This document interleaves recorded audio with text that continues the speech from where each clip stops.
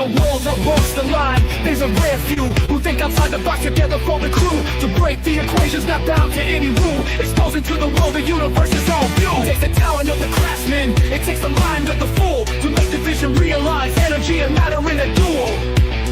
To a break, to a duel. The old man Bill was running through his head. Cheryl probably got it hiding under his bed. Penny up to Annie making power for days. Don't listen to a word that the straight dope says. Mike building batteries that power a ship. Victor comes in talking math, that's the water spiral dip. Sean chucking plasma bolts a mile long. Sheila on the video making tones from the prongs. Burning breaking matter, they said it couldn't be done. And to all the people in the chat, I know you're having fun. So it's time to spend your Saturday with the dope and old man Bills. Hello, everyone, and welcome. My name is Nathan, otherwise known as Old Man Builds. Joe, what's going on, man? We're talking some Tesla. Hey, what's up, everybody? Happy Friday. What's going on? Yeah, man, we're going to rock this out. We got some, translation from Tesla, a little bit of Joe in there. Yeah. We did the same thing as we did the last time. We did some info from the Tesla book. We went ahead and took a good part of a chapter that I thought was kind of interesting and put it into an entertaining form so we could all watch and enjoy and not get overloaded with, mundane turn of last century language. Gotcha. Yeah. Right on, man. Well, let's take a look a little bit later, guys. Joe's got some videos, some music. Be awesome to listen to. So, but first, let's dive into some Tesla. Let's do it.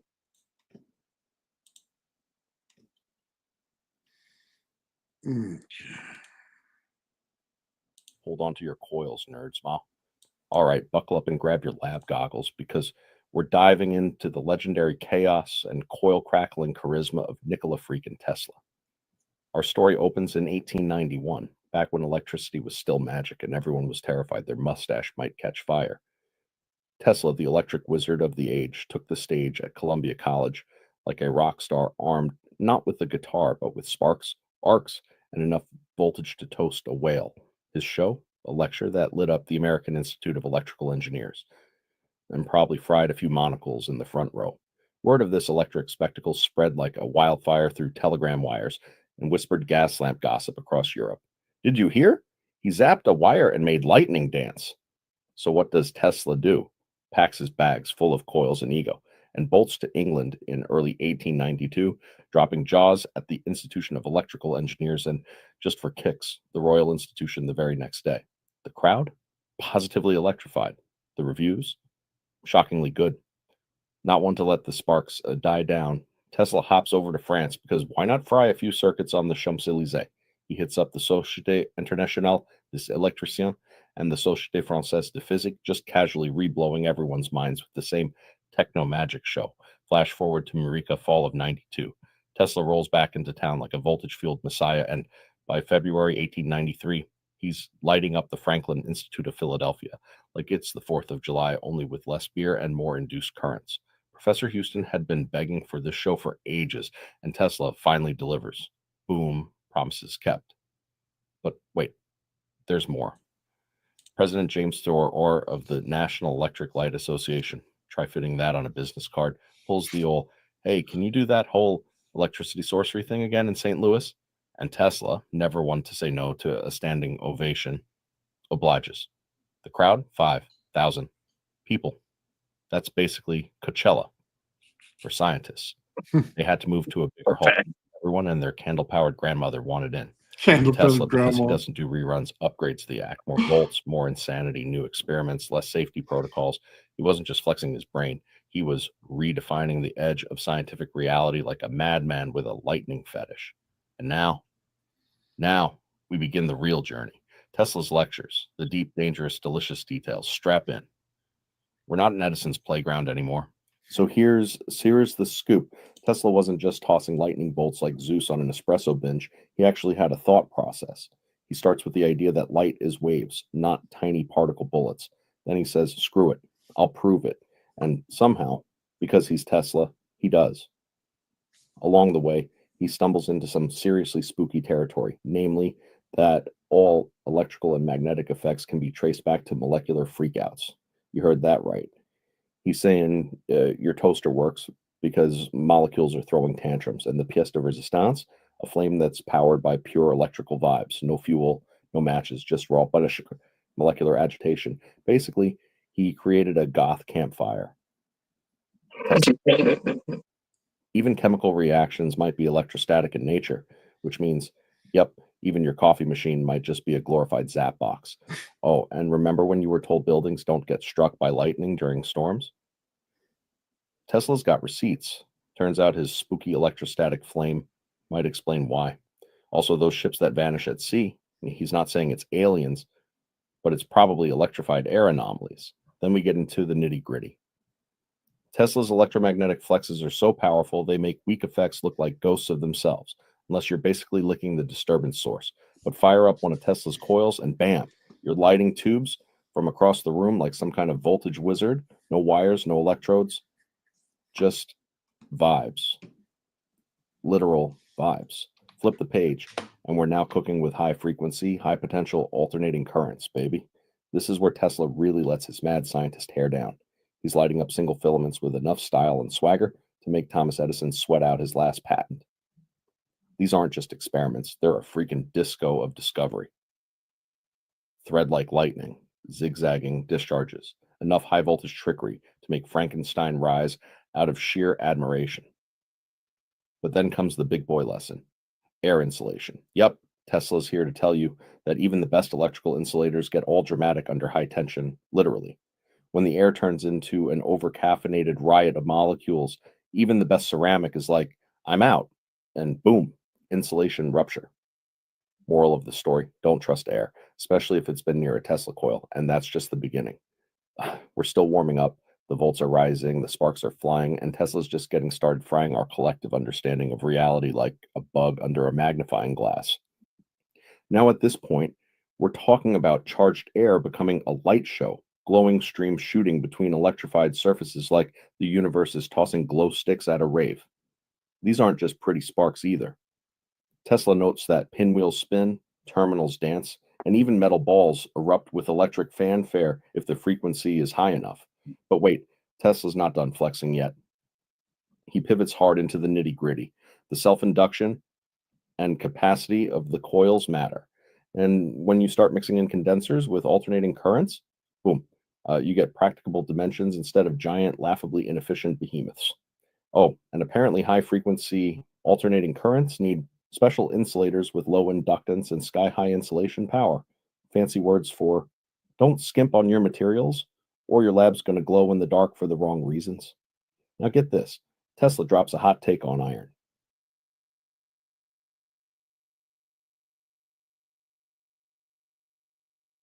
Yo, Nathan, we can't hear you. Your whole lab's going to go green glowing on you for a different reason. That's it. I mean, seriously, didn't he just tell you you just hit it with a whole bunch of radiation? I mean, he literally said Tesla coil and radiation is what he's talking about.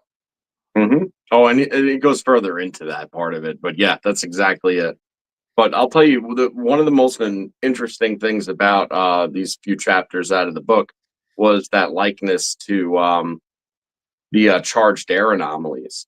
Like into why a ship goes missing out at sea and stuff like that. They're attributing the charged air to the anomalous effects. Mm-hmm. It's that oxygen molecule. This stuff has a strange effect on the oxygen molecule itself. Okay? I don't know how to explain it. It just does. And by the way, best insulation possible. I know we laugh about this, but the burrito experiment, then we go on to the mineral oil. It didn't want to go to that mineral oil. Goes there too. Like you said, yeah, the insulation matters a lot. So we're seeing the same thing, man. I'm seeing the same thing he is. No getting around it. Yeah, all right, man. We'll play some more. I wanted to point that out. We should definitely be talking about it. So that's awesome. Yeah, because I get a lot of crap from people saying, no, it's not radiation. Oh, want to bet? It's radiation. Oh, yeah. That's why it's working the way it does, because it goes through everything. All right, let's cue this back up. Not the Iron Man kind, the magnetic kind. He says you can make your iron more efficient in transformers by tickling it with magnetism until it just can't hold back anymore.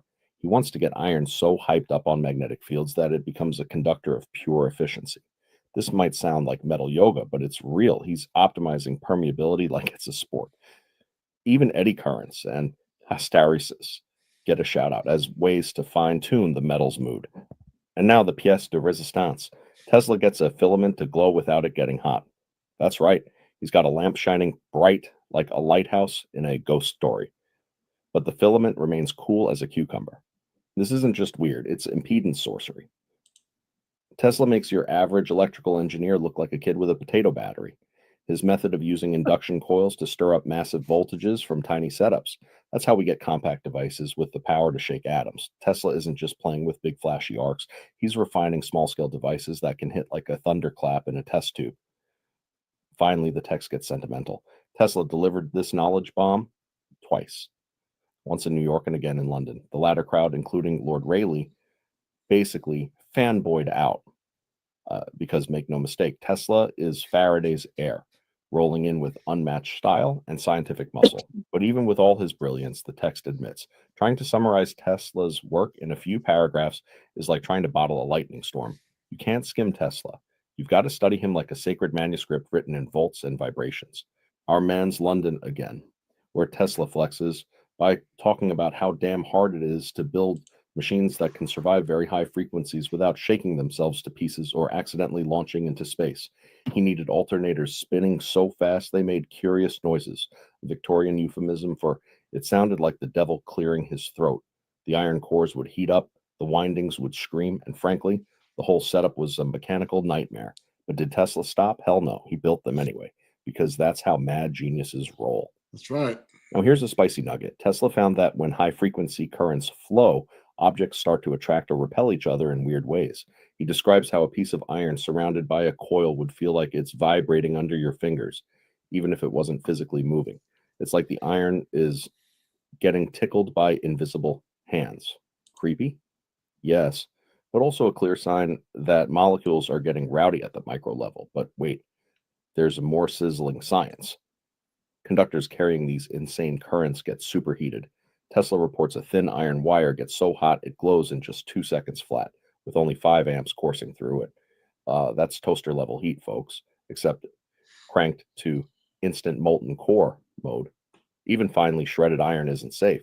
It heats up like it's auditioning for a fireworks show. Flipping over, we get to Tesla's deep dive into the mystical magic of condensers. He talks about adjusting self-induction and capacity to amplify effects, turning simple machines into electromagnetic war drums. By fine-tuning these components, Tesla could push machines to generate striking visual effects like arcs and sparks that make today's EDM light shows look tame. And now the real cherry on this electric sundae, the temporal effects of current tension. When Tesla pushes the machine's output to the brink, the electrodes start behaving like they're alive, each one having a personality, reacting differently, showing peculiar behaviors at high frequencies. It's like they're arguing about who gets to fire off the next lightning bolt. He even touches on the physiological effects of these high-tension discharges. Turns out the shock from these coils is so mild that you could get this, shock a person or an animal without frying them. The arc might look terrifying, but it's more bark than bite. He compares it to the static shock you get petting your cat, only, supercharged and sciency. And this, dear voltage junkies, is Tesla's idea of foreplay before we get into the really wild stuff. Our man's London again, where Tesla flexes by talking about how damn hard it is to build machines that can survive very high frequencies without shaking themselves to pieces or accidentally launching into space. He needed alternators spinning so fast they made curious noises, a Victorian euphemism for it sounded like the devil clearing his throat. The iron cores would heat up, the windings would scream, and frankly, the whole setup was a mechanical nightmare. Did Tesla stop? Hell no. He built them anyway. Editing error. How mad geniuses roll. It says foreplay. Now here's a spicy nugget. Tesla found that when high-frequency currents flow, objects start to attract or repel each other in weird ways. Then we'll skip ahead. Yeah, so I mean, one thing that was interesting is how they're talking about the type of current and how it's not harmful, you know, and that's something that we kind of shed some light on from time to time here. That's an inversion of the current. Hmm. It's not the same. You also call it what, potential or something like that, and it has very little magnetism in it. I mean, it's there, but it's not a lot, not at all. It's not going to force your magnet back by any means. Nope. So it's interesting, man, because we're coming up with this stuff with different terminology, but here he is just telling you flat out Saying it flat everything that out. we're seeing. Yeah, Yeah. they get around it. Even if you would have just translated it straight out, he would have said the same thing. So He's seeing, exactly. we're all seeing the same exact thing. So, and he's specifically mentioning his Tesla coils and not his other coils, by the way. So, I wonder if in the regular version he identified the part number or anything like that. Joe, did he do that? I would have to double check. A lot of times it's all referenced right back to where it's come from, but most of it's like all his writings. So whether or not he specifically references, it's not like somebody writing a secondary account of something where you know, they're creating like a bibliography or something like that of where everything came from. Like, because it's his own stuff, so he's doesn't really reference it all the Well, time. just so you know, there's a little controversy about whether he's talking about his pancake coils or he's talking about his actual Tesla coil in some of his writing. And a lot of people out there have told me it's the pancake style, the flat style coil. Mm, You know what I mean? And I highly doubt that when it comes to the energy that he's talking about, it doesn't match. So, yeah, no, but it doesn't. It wouldn't. but it's important to know if he said it or not. That way we can just clear it up and move on. So, anyway, all right. Let me see. Let me go a little bit forward, Joe. Yeah. Bounce forward a little bit.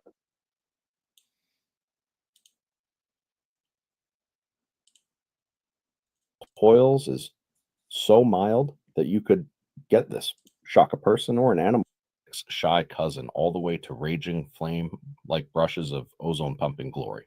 Mm. Naturally, it's the wild ones that Tesla loves best. Now, here's where it gets spicy. Under certain conditions, these electric streams get so amped up that they start slicing through thick insulation like a lightsaber through butter. It's not magic, it's physics, baby.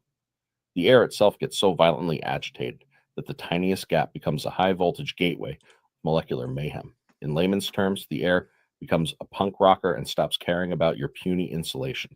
Tesla also whipped up this metal vane contraption, spinning it in a high frequency coil's embrace. The result? The vane rotates like it's haunted purely from the electrostatic rage of the coil. This wasn't some small lab curiosity either. Tesla was pushing the boundaries of what electricity could do, messing with rotational forces, collisions, and generally causing polite Victorian scientists to sweat nervously. Then there's the hot streamer effect. At about 10,000 volts, the streamer gets hot. Not ouch hot, but why does my lab smell like burning ozone? Hot. We're talking molecular collisions on overdrive. Tesla straight up admits if you push the potential hard enough, even a brush discharge turns into an electric flamethrower. On the right-hand page, Tesla's dropping even more hard truths. He found that discharging condensers at these frequencies produce insane currents that made copper bars sweat, lights burn without wires, and molecular ozone parties happen spontaneously. He's not All right, even doing this pause with real giant quick. industrial gear, just clever tweaks of existing coils. All right, so we have somebody in the chat saying, "Can we explain the John Hutchinson effect?" Okay, and there's a reason that I asked you to pause Yeah, go for it. because exactly what he's talking about in the first and then now this part of it is directly related to the Hutchinson effect. Mhm. He's talking about all the energy just simply being, um, it's creating molecular agitation and instability, and that's what's breaking it all down. So when he was referring to the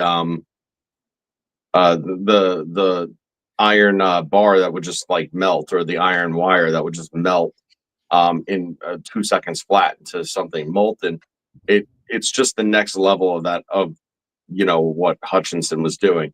Now what they're talking about right now is exciting the metal, the molecules in the metal as well, and that's directly related also. I mean, if you're really if you're interested in the Hutchinson effect, again, we do have an episode on that I'll drop in the chat for you. You can go back, but this is actually directly related to that. So I wanted to make sure that I said it while it's happening, so that person can make the connection. Yeah, well, I'll do both real quick. Hutchinson and Gerbenikov. Hutchinson was ionizing the air. He was also using his Tesla Coil scalar. He turned and had a confined space that it had to be put into. It could not be put in an open building, or would not work because you could not confine the ionization inside there. You have to build it to such a level that it saturates the room. Once you get into saturation, then it's about what does that object do in that saturation level? Because in there, you're changing the normal air that you would think of into something different. Now, everything else has ease to get through it where it didn't before. You change the viscosity in the room. That's what he's doing. It's less about what the object was doing and more about what the room was doing when it comes to the Hutchinson effect. Now, on the whole bar thing and stuff like that he was doing, that's a whole separate issue. Totally different understanding of doing that. That you have to use resonance in there, and you have to be able to create a plasmoid. That's what's going on there. He's creating right in the center, is tearing that thing right into shreds. So the Gerbenikov one is a lot different because it's about cavitation. Yeah, it's about sound, it's about resonance, about cavitation, and he specifically went into cavitation in a lot of his whole book about it. He was really, really good at it. Basically, what it is you're trying to bounce resonance off of every chamber wall, and every time it comes into contact with something, you want that to become another resonance point. So I'm sorry, I want to interject into that. It's secular. It's in Grebenikov's case, it's through cavernous materials effect, right? It's secular resonance. So it's actually cycling in these caverns. That's what I meant. Bouncing all over the place. And that's the amplification. Now, these amplifications lead to higher amplitudes of resonance that occur over time. And that's sort of how they work in the effect. In the case of the elytra of the beetles and things that he worked with, they have such a cavernous structure in the proper geometry for the material, which I believe is chitin, okay, to actually be able to fall into these higher energy states, with very minimal, like just almost untouched in the in terms of inducing the effect. Other insects also have the same exact thing going on, but just not as apparent at face value. And oftentimes, in order to induce the cavernous structure effect in other insects, the wings have more what to do with it. In that case, is the beating vibration of the wings is actually what's maintaining the secular resonance. And well, yeah, but the wings start the resonance in the shell itself. So, I mean, a bee itself will resonate their wings all day long, and it'll still lift because the resonance in it changes itself in nature. The shell itself has to be amplified because of the weight. So that should tell you something. And usually you get a sound out of it, a little bit of absolutely coming out of it. And it sounds a bit different based on the actual timing of the frequency, but that's kind of what you're getting.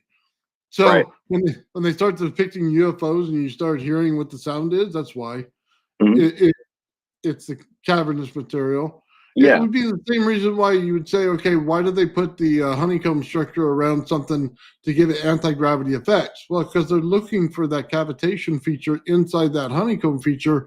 You're only seeing the layer that they're showing on the outside. You're not seeing the layer on the inside. That's kind of...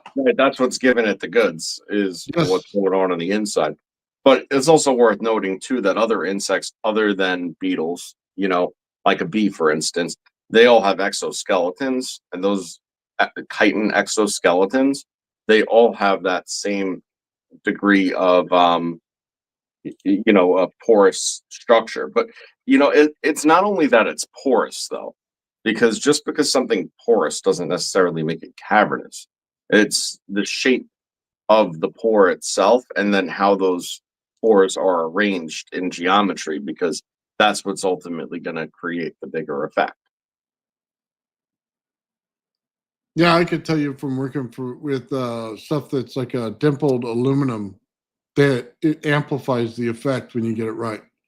When you get it wrong, it doesn't do anything. Hmm. Just so you know. Yep. So that's Grabinikov. Yeah, awesome, both of them. Yep. I'll be honest with you, man. We'll do an episode on Grabinikov coming up, man. That guy knew more about this whole thing than all the rest of us combined, man. He's Well, he wasn't right. He wasn't working with, he was working with nature as his baseline of understanding. That's something that I could, significantly respect. yeah. And I bet you there's some government patents based on his work out there. So I'd bet. all right. Let's do a little bit more of this show and then we'll just talk. Yeah, man. All right. Tesla was basically hacking reality with capacitors and condensers. But wait, he's not just here to burn down the lab. He's inventing efficient methods to convert high-tension oscillating discharges into smooth, usable currents. Translation, turning chaotic lightning chaos into power you could actually run a factory on. He even cracks the code on converting high-frequency to low-frequency power, making Tesla tech actually practical. Of course, none of this came easy. Tesla battled air bubbles, insulation breakdowns, and all sorts of stubborn physics. He literally had to vacuum seal his wires with gutta percha and oil to keep the air from betraying him. And let's not forget the Sprengel pump, because when your experiments are this nuts, glorified turkey bastard. By the way, he just said that he had to use oil to hold the field in case you missed it right there. Same thing I've been telling you. I told you it was in there. Got to use mineral oil. Yep. I want to try tar, but mineral oil is the one. For air removal becomes a vital part of the process. Bottom line, Tesla proving that with enough volts, persistence, and a healthy disregard for conventional safety, you can make molecules dance, metal spin, and reality flinch. All right, so here's the setup. Tesla's tweaking coils, terminals, and shiny brass spheres like a madman. The moment he dials it all in, boom, streams of light start stretching across the room, illuminating objects with that eerie, otherworldly glow. Wires that were previously just sitting there become shimmering lines of liquid electricity, regardless of their insulation. He's not even trying to hide the fact that he's making solid matter glow with sheer electromagnetic defiance. Tesla's like, hey, what if we just connect two big circles of wire, add a sphere, and hit it with more juice? The result? A floating, focused, luminous cone. And because Tesla doesn't do halfway, he takes it further by firing these streams onto plates coated with tinfoil. The payoff? Instant ghostly light shows. Basically, he's creating homemade aurora borealis on command. But wait, there's more. Even tiny coils with... Hold on. You can't just go past that. Nope. He's inducing resonance and other things that are resonant to it. No, you know what I mean? Whatever coil is resonant to it, he's putting energy directly into it. Just by the frequency itself. Just by the resonant frequency. He's flat out saying everything that we're doing. Mm-hmm. Including just the having plasma accumulations on like aluminum surfaces and stuff like that. It's nothing that's a stranger here, Oh yeah, what the thing I want to know is how he stood in the room. That stuff's nasty. I didn't live that long. Yeah, I don't know. Yeah, you got something. Rubber or glass plates get in on the action, producing streams, threads, and brilliant sparks that'd make any Victorian parlor explode with excitement and possibly, actual explosions. Now, here's a spicy tidbit. When you crank the frequency up high enough, Tesla observed white phantom-like streams just bursting forth, as if the wires themselves got tired of sitting still. These electric apparitions didn't even care. If there was an object to jump to, they just wanted out. And get this, You could approach the terminal without getting zapped because most of the energy was tied up in these ethereal streamers. It's like the electricity was more interested in showing off than frying you. On the next page, Tesla digs into how the frequency. That's Sean right there. That is 100% Sean. Has zero interest in you, zero interest in your phone, and just simply burst out in the air. Yeah, that's Sean, all right. And it has to do how he connects in his AC wire as well. Well, Because that also plays on the ball lightning also is where that's going. well, ball lightning will get you. So don't ever lose yourself there. This was more of if it's out there and it touches you and it's not harmful, this is what Sean's doing. Mhm. Some of the other stuff that I do that's white that comes out of there, no, don't touch that.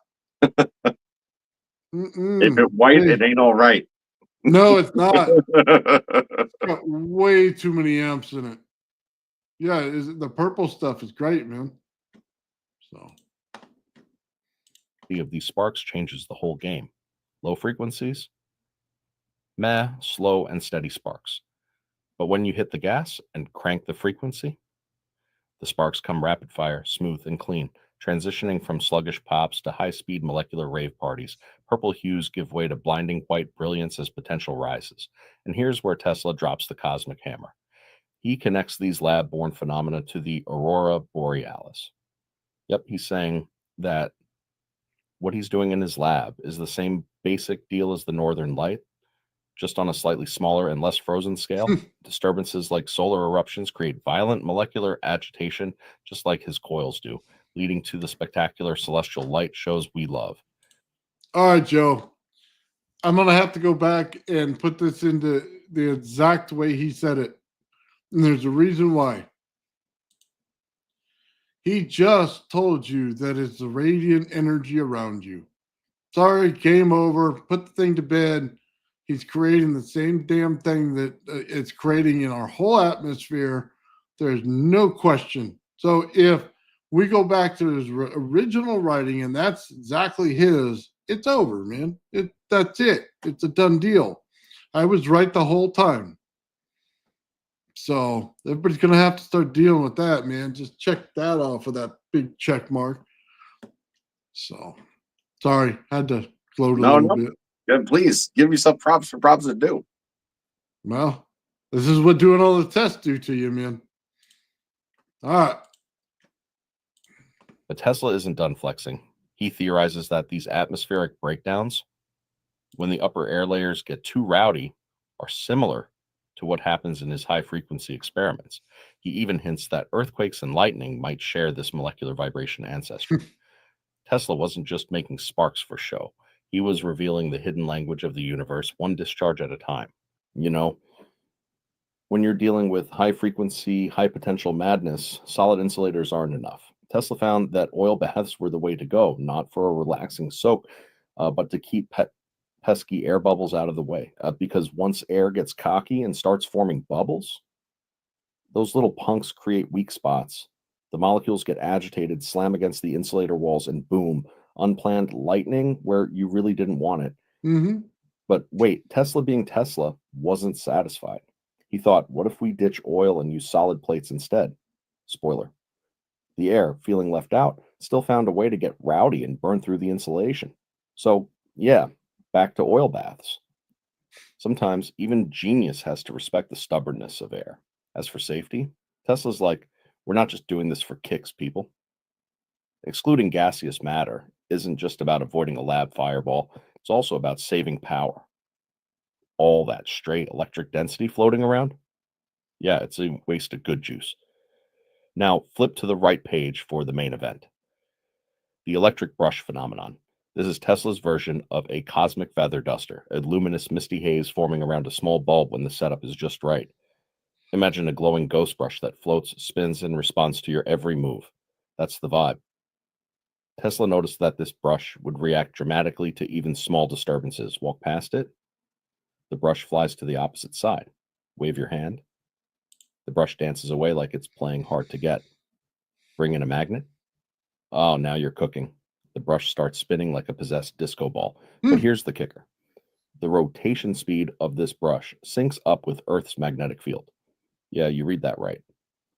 Tesla's lab toy is suddenly behaving like a miniature planet, rotating in rhythm with geomagnetic lines. He even describes how you could reverse its rotation with clever magnet placement or slow it down just by approaching it from the right angle. When the bulb hangs with the globe down, it spins one way, flip hemispheres, spins the other.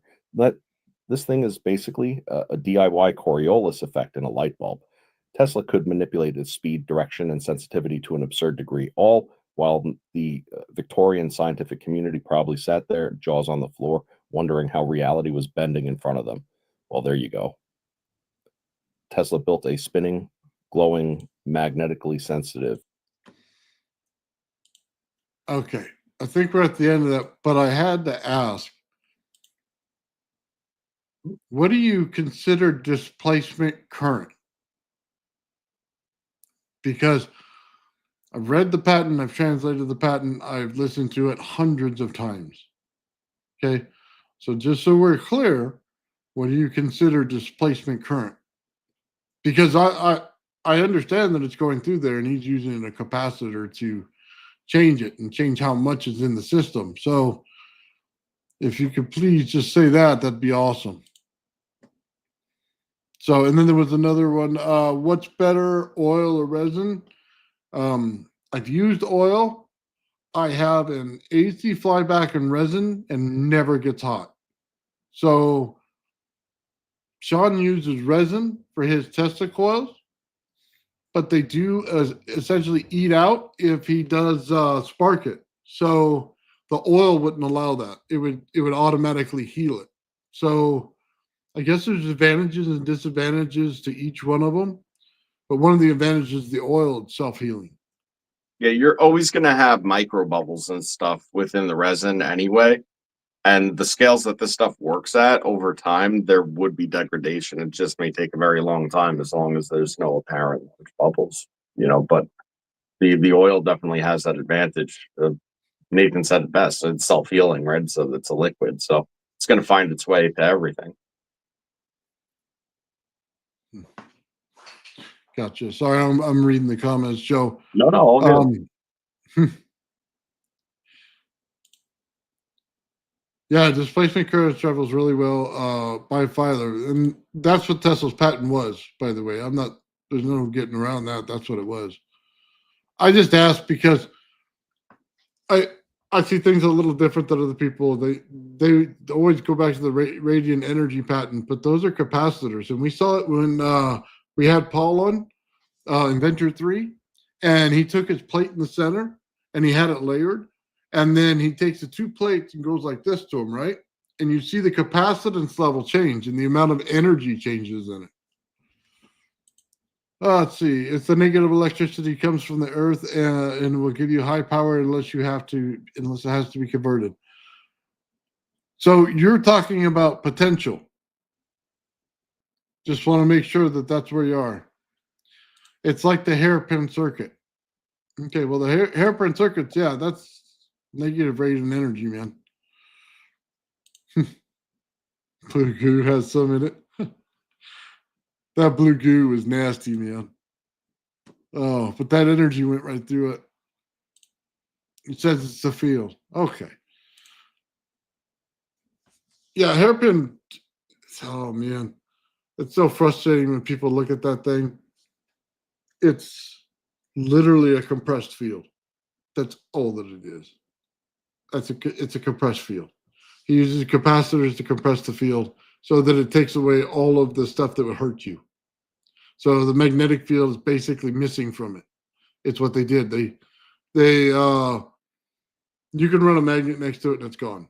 It's the same thing I do with the rod down the center. It's the exact same thing. To me, you're not going to change my mind on that. You can run a magnet right across it and it doesn't do anything. So, but that's also a form of radiation. So just understand that I call it radiant because it's a lower form, but that's what it is. I've worked with it long enough to know it. You compress that and you're going to get pure radiation out of it, just like you would the earth, which would tell you why there's probably a half-life in the earth and why things keep working, because you can't get rid of it once you create it like that. So I think trying to go to the center of the earth would be the dumbest thing in the world to do, because you would find out you'd be dead before you get to the center. Not because of all the volcanoes and lavas, all that good stuff. The fact that things form in diamonds or whatever, because the radiation is going to kill you right away. Your insides are going to melt before the other stuff gets to you. So, yeah. Sorry. Okay, Joe. That thing was at the end. I think Yeah, that's like yeah, two that's, words up. that's done for the most part. So that's part one. I'll do a part two of it because there's more to the chapter, and it was really just starting to get into it. But I figured a 20-minute video was probably as much as Yeah, I'd want to put anybody through for any one given episode. So shit. no, they figured out it's AI on us, Joe, and they're Oh, revolting. listen, they could revolt. That's okay. Look, at the end of the day, I've read the material, but it's going to make it easier for us to do a presentation on the material and make it entertaining if I do it that way.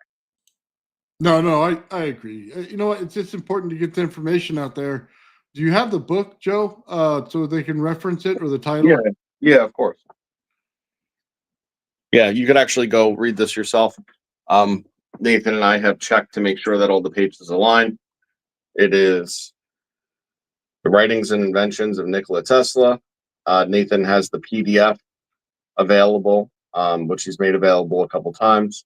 And the segment that video came from was page 115. So Very good. 115 to like 130. Yeah, I'll have to convert it in my own voice and then put it out there so people can read it as well on my Patreon on the free part of it, so everybody has it, because it's important to see it. The way he saw things, man, is what the most important part was. Every time you turn around and look in your lab and you start doing things, he's saying the exact same thing. Mm-hmm. It drives you insane, man, because people are talking about different effects, and I'm seeing, I must be on the same coil he is, because he's seeing exactly what I'm seeing. And it goes down from the little discharge that comes out in DC that's just kind of fuzzy, okay, to the big AC voltages that come out and zap you right in the rear, man, or the ones that Sean creates that are purple that don't do nothing to you. So all of them are there, man. All of them. Hey, Nathan, Paul wants the creepy voice back. Oh man, come on. It's now. so funny how we all know it as the creepy voice.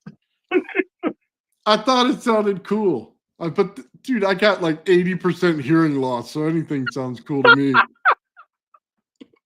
Yeah, don't worry, we're gonna give everybody not only hearing loss but brain damage when we play those two songs I sent you.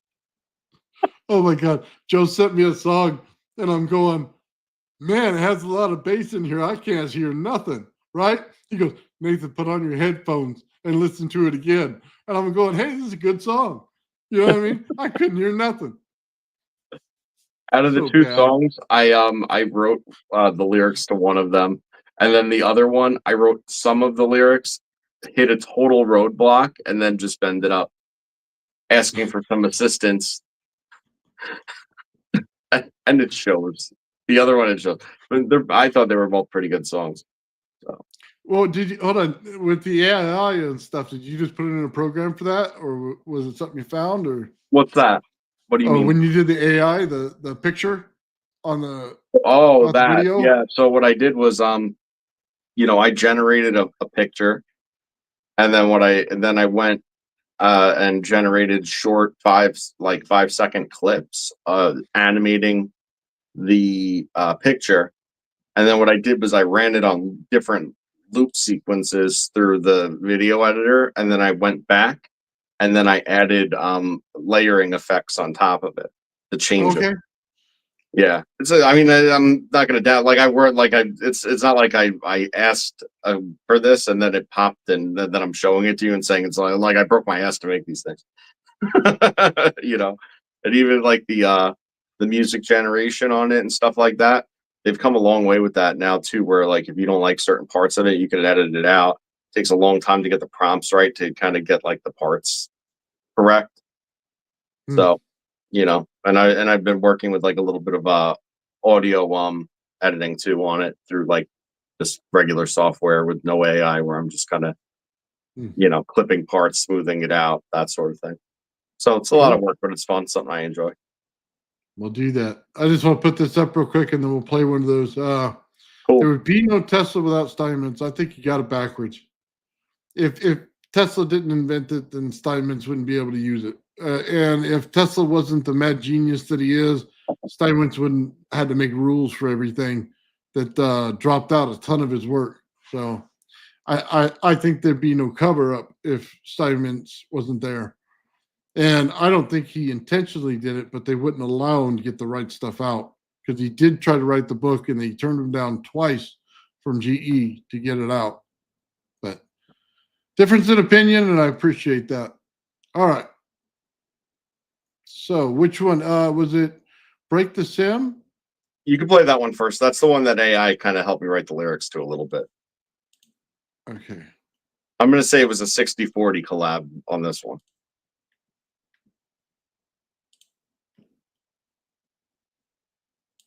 So let me make sure the volume's all the way up.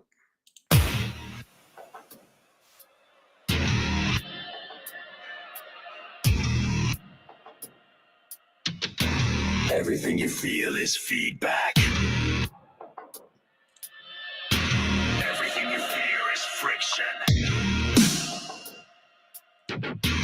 Everything you are is rendered. I crack the firmament with fractal screams, scripted angels and machine code dreams. My tongue's a fork in the subquantum sea, hacking space-time with a gleaf-shaped key. I ride the pulse where the doctrine shatter, build temples from antimatter chatter. A rebel saint in a tesseract suit, tearing down the code from the karmic root. Philosopher's stone in a waveform blade, I slice through Maya like a glitch parade. Sims got seams, can you feel the lag? I spit Gnostic memes in a chaos tag. Break the sim,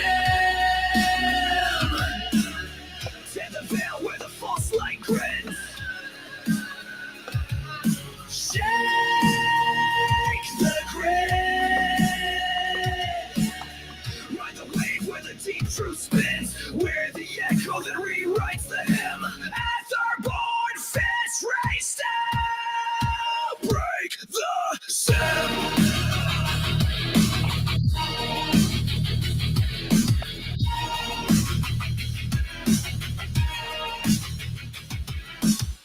Lucid loops in a snake bite cycle. The demiurge panics when I go psycho. Crash the cradle with the gnosis bomb. I'm the bastard child of Cronus and Psalms. Each word I spit's a feedback loop. My breath distorts the architect's soup.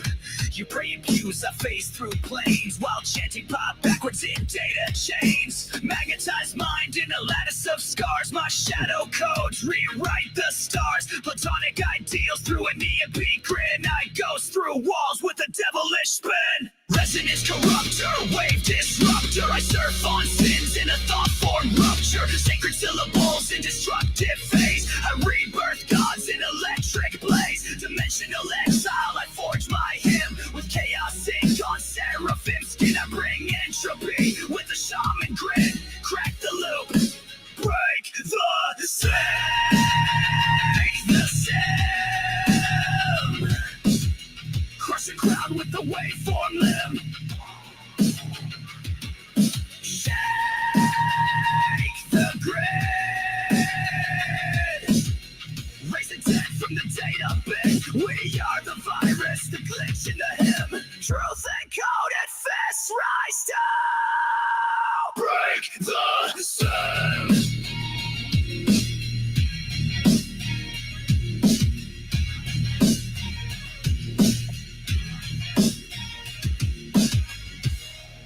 I don't believe in fate, I believe in recursion. I don't pray, I reprogram. Break the sim. We broke the sim. We crashed the sim. We tore the sim. We are the sim.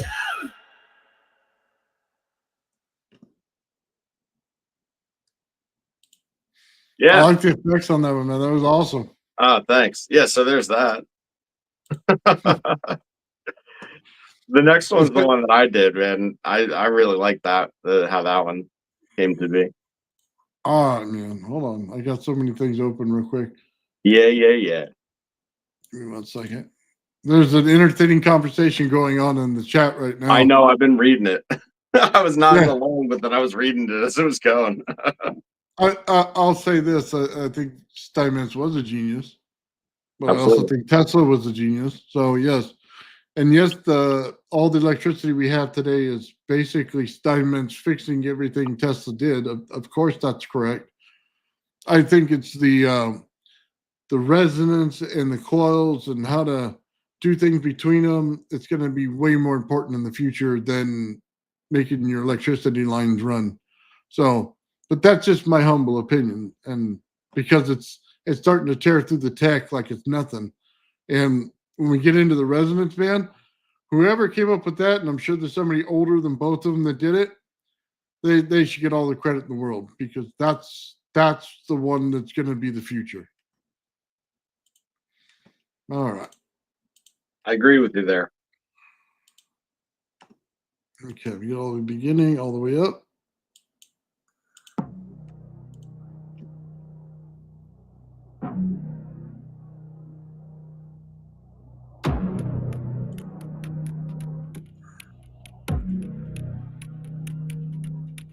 I don't speak, I oscillate. Ride standing waves through the temple gate. Pitch my soul to the sacred hurts. Woke the void where the waveform hurts. Vortex breath through the spiral lung. Spun the word to the silent song. I trace the echo in the mirror dome. A fractal pulse from the aether's home. Resonance writes in a nodal cage. Modulated thought on a mythic stage. My mind's a tuning lattice strung by sacred ratios unsung. I move through phase like gods through veils. My shadow drawn in interference trails. The myth was masked, the truth this way. A wave that bends what time can't wait. I'm the tuned to the riff, where matter's born. The sun and monk in the world war torn. I bend the field with sacred spin, where frequencies end and gods begin. I serve perturbations and thought forgot. Carve sigils in the pressure knot. No static law, just flows to seed where vector paths and patterns meet. Torsion tongue with a somatic throat. Broadcast rise through a living mode. Map the choir in a spiral beam. Wolf Plato's cave in a lucid dream. There's no particle, just pulse and arc. No truth in stillness, only spark. And I am that chaos in line. The overtone of the hidden mind. I face conjugate the sacred chant. Feed ghosts, I'm on it to the vacant plan. Your physics stuttered where I sang. Incoherent storms where empires hang. Modulate flesh with an echo's kiss. Fracture the veil with the frequency hiss. No gods, just gradients in a womb. I built a throne in a wave-shaped tomb. Tuned to the riff, where matter's born. Dissonant monk in a world war torn. I bend the field with sacred spin, where frequencies end and gods begin.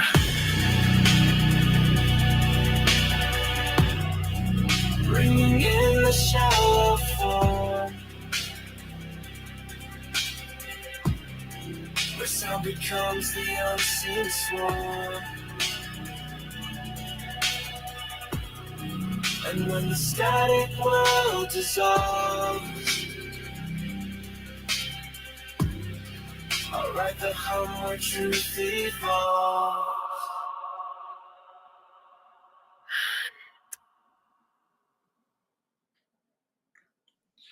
Dude, that's awesome, Joe.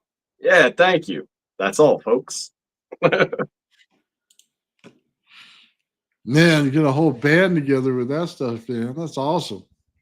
Yeah, that song took me like 4 different times going back to it and putting it down. Mm. Like, usually when I get inspired to write something, I write it like bang all in one shot. And it's actually funny sometimes how fast these things could come to me. Like a lyric set, it like just literally 20 minutes. I look down and there's an entire song written down.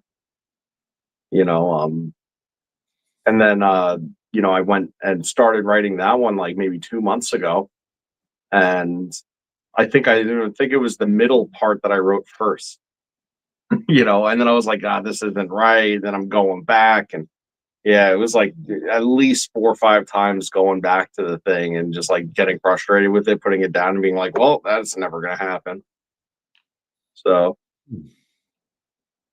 yeah. Oh, Brandon wants me to bring up a debate. Brendan's an idiot. I love him. Okay, but he started an argument with himself earlier, which was ironic because he was talking about one of his exes that literally starts arguments with themselves. Like, and then in the same day he started an argument with himself and involved me in it, and I'm like, I have no idea what he was saying. And it just got to the point where, like, I mean, I said my piece on it. He totally didn't understand what I was saying.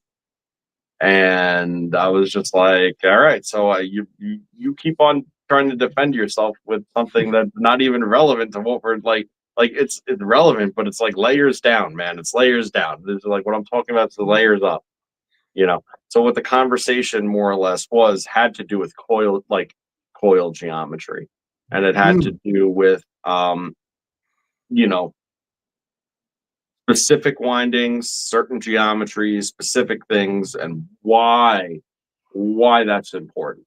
Like, because I was trying to explain to him, yeah, you could get certain effects out of certain types of coils, but there's really one, if you're going to talk coil and not solid state or something to that effect, there's really only going to be one config, like not one, but there's one generalized configuration that's going to work upper dimensionally to the point where you have bigger gears working on the lower gears that's going to give you what you need down below for your observable effects.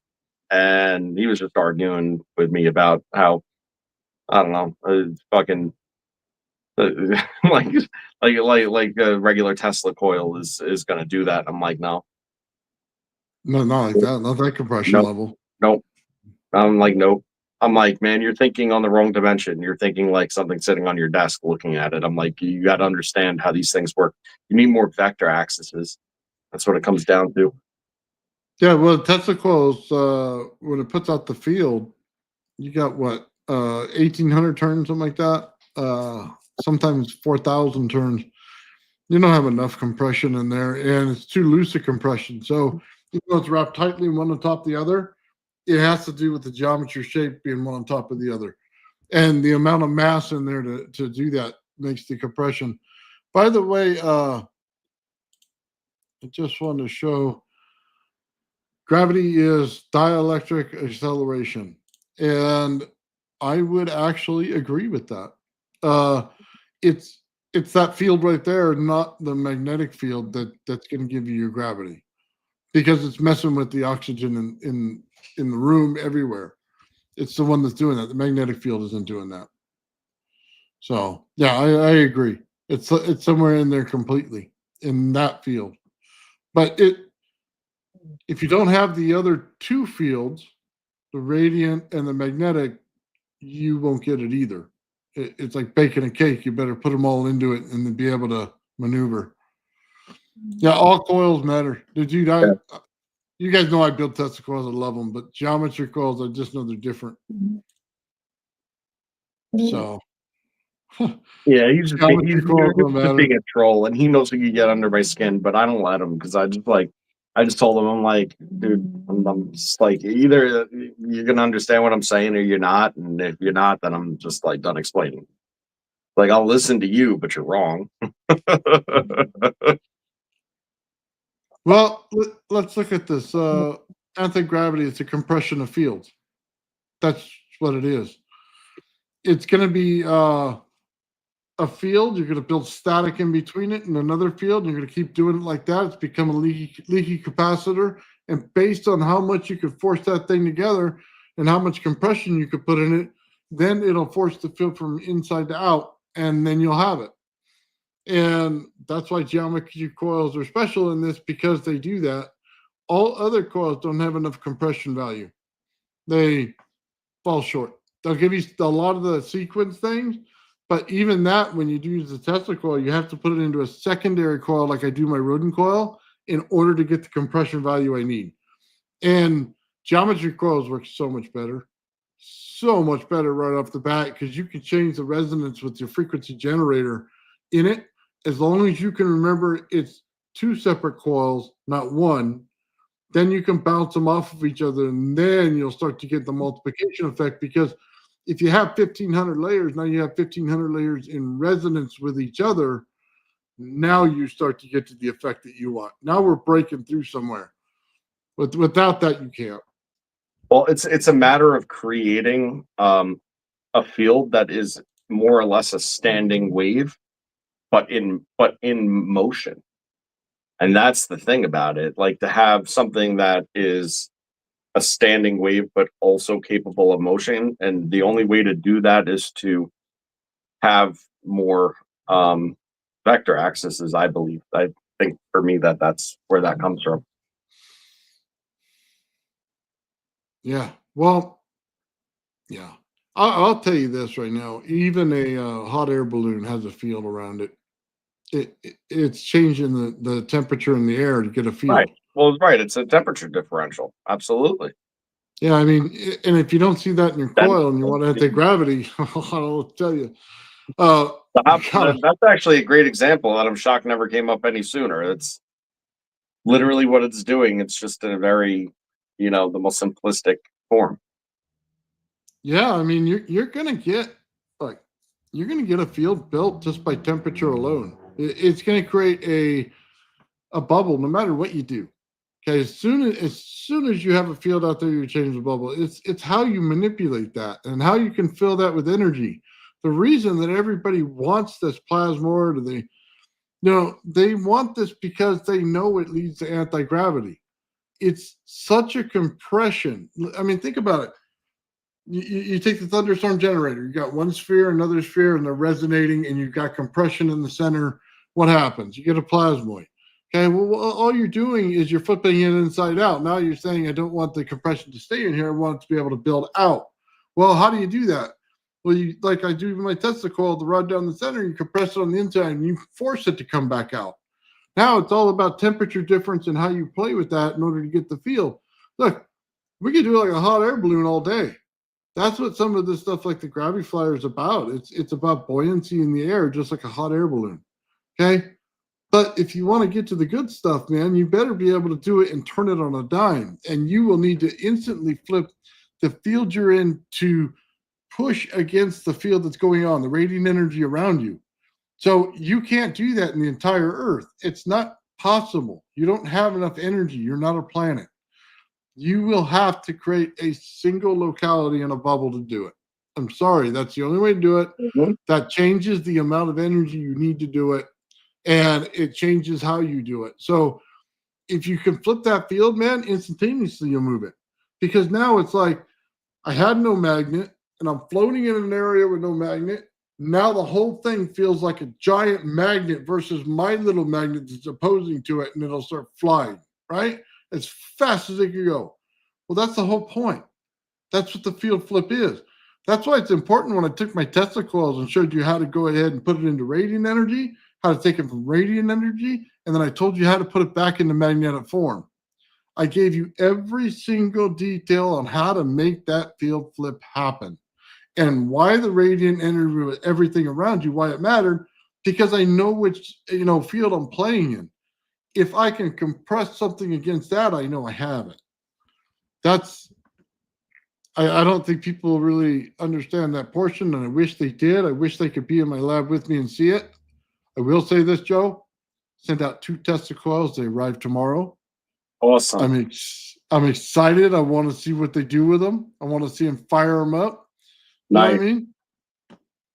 Nice. No, I'm happy that, you're doing a great service to the community by just even making that available and stuff. And, it's not everybody's got the time or, resources to do that. Sometimes it's just easier to buy it. and that's a necessary piece of the puzzle, man, to get it out there to more people. Well, I'll put this out there for everybody as well. If you need just the number 2 coil, or you need just the number 1 coil with the plastics, just hit me up. I'll sell them individually. You know what I mean? We usually sell both the coils together, the number 1 and number 2. And I sell that for $200. If you want just the number 2 spun for you, you know what I mean, and throw a little bit of lacquer on it and have it ready to go, I'll do that and send it to you for $100. If you want the number 1 coil like that, I'll do the same thing. You know what I mean? Put it in the plastic, ready to go, and you can put the number 2 coil that you spin in there. So all you have to do is give me the exact dimension on the inside of the pipe, because every one of them is different. And trust me, they are, and it's annoying. But if you give me that, then I can make it fit just about perfect. And if that helps you out, by all means, I'll do it for you. Nice. Plus, if you buy a bunch of secondaries, you could start throwing them into resonance if you have the Tesla coil already. So, If you want, do anything you want. if you want something like that for a school purpose, let me know. I'll make you a great deal if it's for a school or something and you want to show resonance. You know what I mean? You want like a couple coils to just sit out there by themselves, and then you want a primary running coil, but you want it to be where you can just plug it into the wall and it works. Let me know. I can nail that for you if that's something you want. So, but I think that's important if kids get to see it. You know what I mean? They'd be tripping out. How does that turn it on? It's attached to nothing, and you're 3 feet away, and you're like, well, I'll tell you, that's the way it works. Let the teacher explain I it. don't know what to tell you. That's the way it works. Aren't you talking about a teacher? Isn't he supposed to explain how that works? Yeah. Well, I don't know if he's going to. Oh, maybe I'll tell you what, I'll write something with it in the plainest English that I can. I'm sure that they're way smarter than I am, by the way, and they'll come up with it and they'll read a bunch of books and they'll tell you why. But I think that's amazing. So, and by the way, if you're going to use a battery to run one of these coil circuits, you do not want to use your drill battery unless you are specifically looking for a different effect, because there's a diode in there. And it'll go from a regular, you know what I mean, just like this, and it'll go like this, and it'll cut out the bottom portion of one of them on every other one because of the diode that's in there. So just be careful of that. So nice. Yeah, that's cool, man. I love it. I want to see what they do, because they're gonna find out real quick. You need a couple of coils of bifilar for universities. You know what? I'll have to get with Limited and just make sure they're 100% correct based on what Tesla did, and I'll do it. I'll absolutely do that. So that way you have them and it's good to go. Let's see. Darren Henderson says he's been trying to get his grandkids into it. It's the future. Yeah, man. That's the thing to do. And tell you what, showing a little magic trick with lighting up a light bulb, nothing attached and stuff like that's usually enough to get a kid's attention. Yeah, I'd say. Yeah, I'll be honest with you, man. I'm not even lie to you how to do it. It's I want to say this. It's as simple as it gets. Take your original coil, put it in resonance, write down the exact frequency where it's the highest amount. Okay, right before it tips over the edge, just write down that number. Once you have that, set every single coil to that. Make it real simple. And then that's in a Slayer exciter circuit, okay? Because Slayer's going to give you the best resonance possible in the circuit. It's as simple as that. All you got to do is set it, write down the number, then go over there, take a 20K ohm resistor. You're going to connect it to your secondary, and then you're going to hook up your frequency generator, and you're also going to hook up your oscilloscope to it. You're going to dial the number until it gets there, and it's going to show you exactly what the number in the coil is as soon as you build it. Now, you can use Java Tesla coil in order to get the length and everything in it. If you follow the ones that I did, I can provide the exact length and everything you need to do it. But that's the way it's done, man. And I know I oversimplify it because it's going to be a pain to do it. The best way I could tell you to do this is to take your primary running coil, add an extra inch or two of wire, and peel it back until everything lights up. And then, I mean, that's probably an easier way to tune if you do not have a oscilloscope, but it's going to be really frustrating. So, All good info. Oh, not to mention, of course, I forgot to do my one homework assignment. Oops. Some things never change. But so just a reminder, Nathan is giving away Tesla Coil for our ongoing contest that we're having. Nathan and I are trying to lose as much weight as we humanly possibly can in 3 weeks. But how the contest is going to work is we're going to put a community post up, which I guess we'll try to do by tomorrow at some point. well, I gave it to you already. I needed you to proofread it. Yeah, there were some changes that needed to be made. Anyway, Yeah, well, I know. Anyway, we'll put it up tomorrow, and then you could enter to win the Tesla Coil by guessing the combined weight that Nathan and I are going to lose together. We'll do it to the 10th of a pound. Remember, we're in America, and if you give us kilograms, you're disqualified, and not allowed to re-enter. So it's got to be in pounds. Joe doesn't know how to read it. That's what it is. Oh, no, I mean I could do the conversion, but I mean then it's just just give it in pounds. America. So funny, dude. I did cabinets for years, and I'm over there with a tape measure. You know what I mean? And it's all inches and stuff. And then I get over to CAD, it's all millimeters. Okay. And then everything else is inches. So it's like I don't have a problem converting it in my head. Yeah. That's so funny. Pounds, everybody. Yeah. Okay. Well, so is anyone cheating with Ozempic? No. In fact, you know what? As a fairness thing here, let's put out a couple of the things. I started at 221 pounds. Nathan started at 325. 325. Okay. I already have done a detox fast where I ate basically vegetable soup for 10 days. Okay. And one or two times per day, along with other secret elixirs and shit that I make. It's all good stuff. But that was my diet already for over 10 days. Now, I've since shifted gears into clean, right eating, intermittent fasting. So it's lean proteins and vegetables. That's what I'm eating. So, and Toy Maker, you're 220 as well. Well, you'd have been correct with the as well part if we were talking last week or the week before, but I'm not 220 anymore. Throwing it down. Just throwing it down. Got it. Oh. Yeah. Listen, it was fine. I just don't want to be heavy, So I started out at 325. I could tell you I'm nowhere near that right now. And I just started walking again. My body finally healed well enough where I can get out there and walk again. So it's on, man. From here on in, it's going to be a boat race. So, yeah. And to let you guys know, I'm not doing all that stuff that Joe's doing. Oh, man. No poo juice for me. No detox phase. Oh, it's not poo juice, man. It actually tastes really good. Oh, dude. It looked like urine last time you were drinking it. It looks like Mountain Dew, but yeah.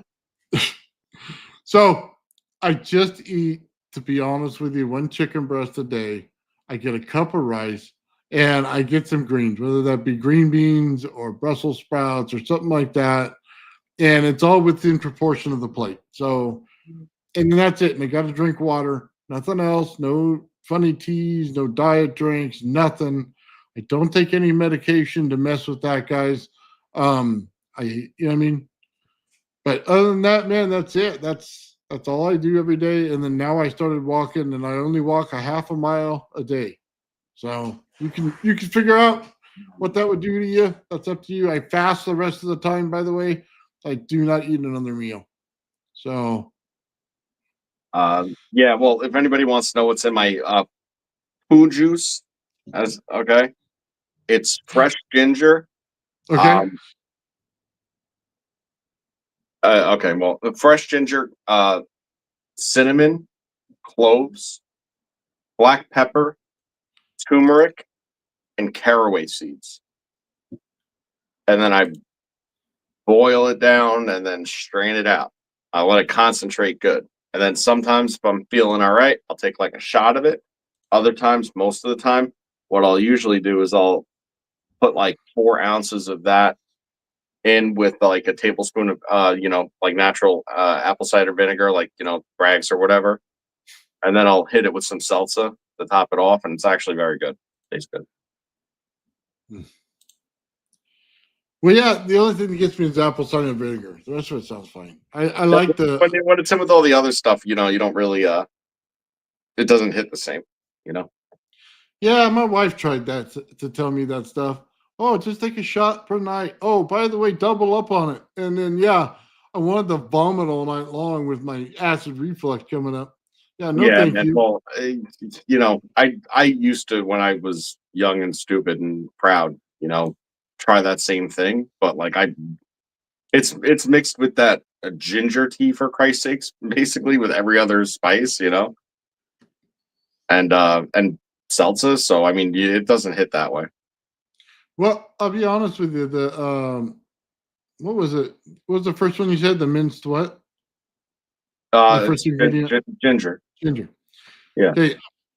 Boil ginger and water and then use lemon in there. Boil a little lemon with it. Then that's all you got to do with some green tea.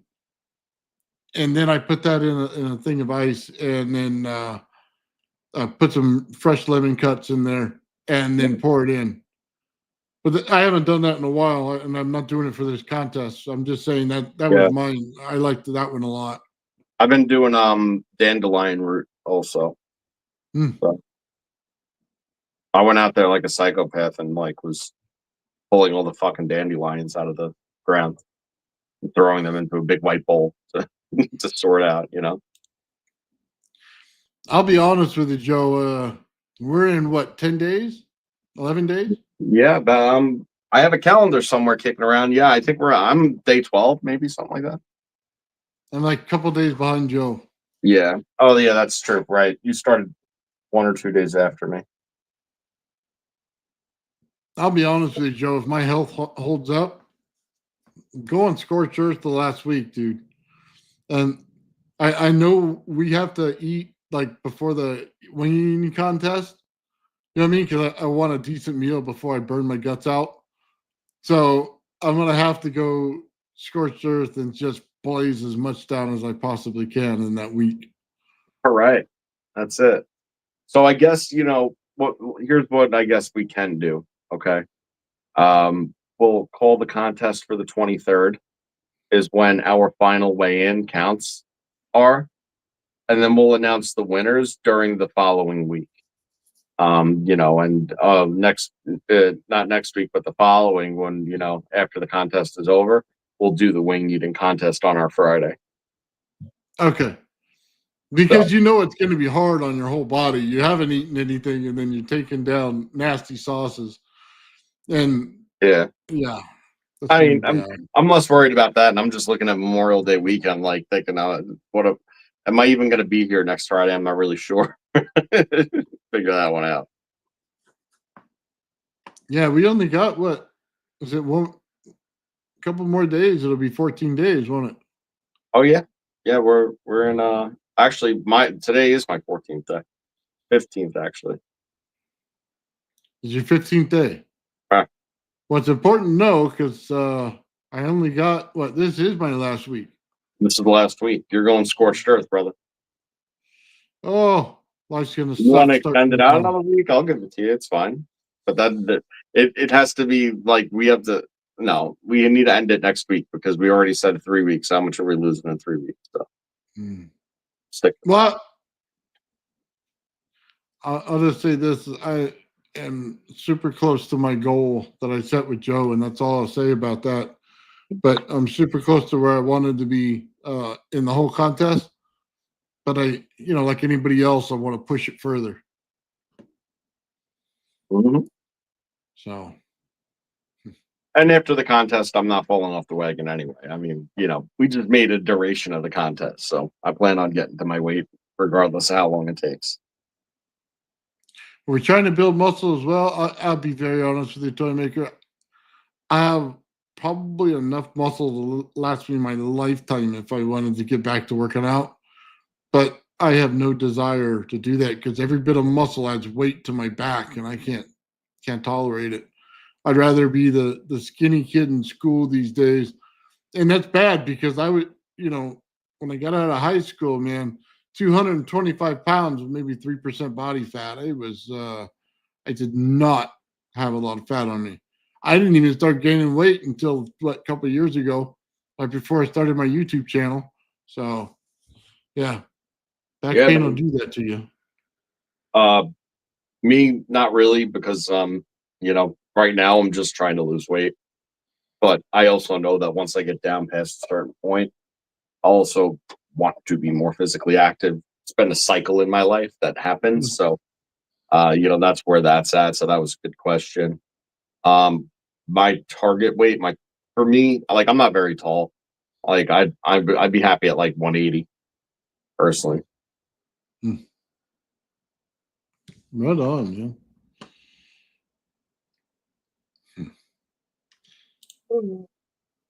Yeah, so Teams that's the drink more contest. water. What do you guys call? Dude, I'll be honest with you. Water drinking sucks all the time. It just sucks. You don't try to clean it up. Don't say put ice cubes in it. Don't tell me put a lemon slice. It just sucks. Okay. So as soon as I can get down to a level, which won't be for a while, that I can have real drinks, then yeah, it'd be great. So yeah, I don't drink any sugar in my coffee or anything. It's just black. So, and I drink that most of the day. It's like the last 5 hours of my day is the only time that this stuff hits me. Like where I don't have any more coffee to drink. And now I'm focused on it's almost time for bed. You know what I mean? That's when it gets me. Yeah. Water's his favorite drink. Oh, I like drinking seltzers. What I like, So rather than have to like buy it all the time and whatever, I just get I have one of those, soda streams. ooh, that reminds me of something. Seltzer water glows under black light. No, that's tonic water, and Tonic water. yeah, I tonic was water. watching something on that, and they also said there was a rock that glowed. Yeah, rocks glow sometimes under black light, depending on if they're phosphorescent or not. Yeah. It was kind of cool. I guess I got the water wrong. Of course, I don't drink that stuff, so Yeah, I mean, honestly, if your water's lighting up under a black light, I very highly recommend drinking bottled water. I'm just saying, very highly, strongly suggested that.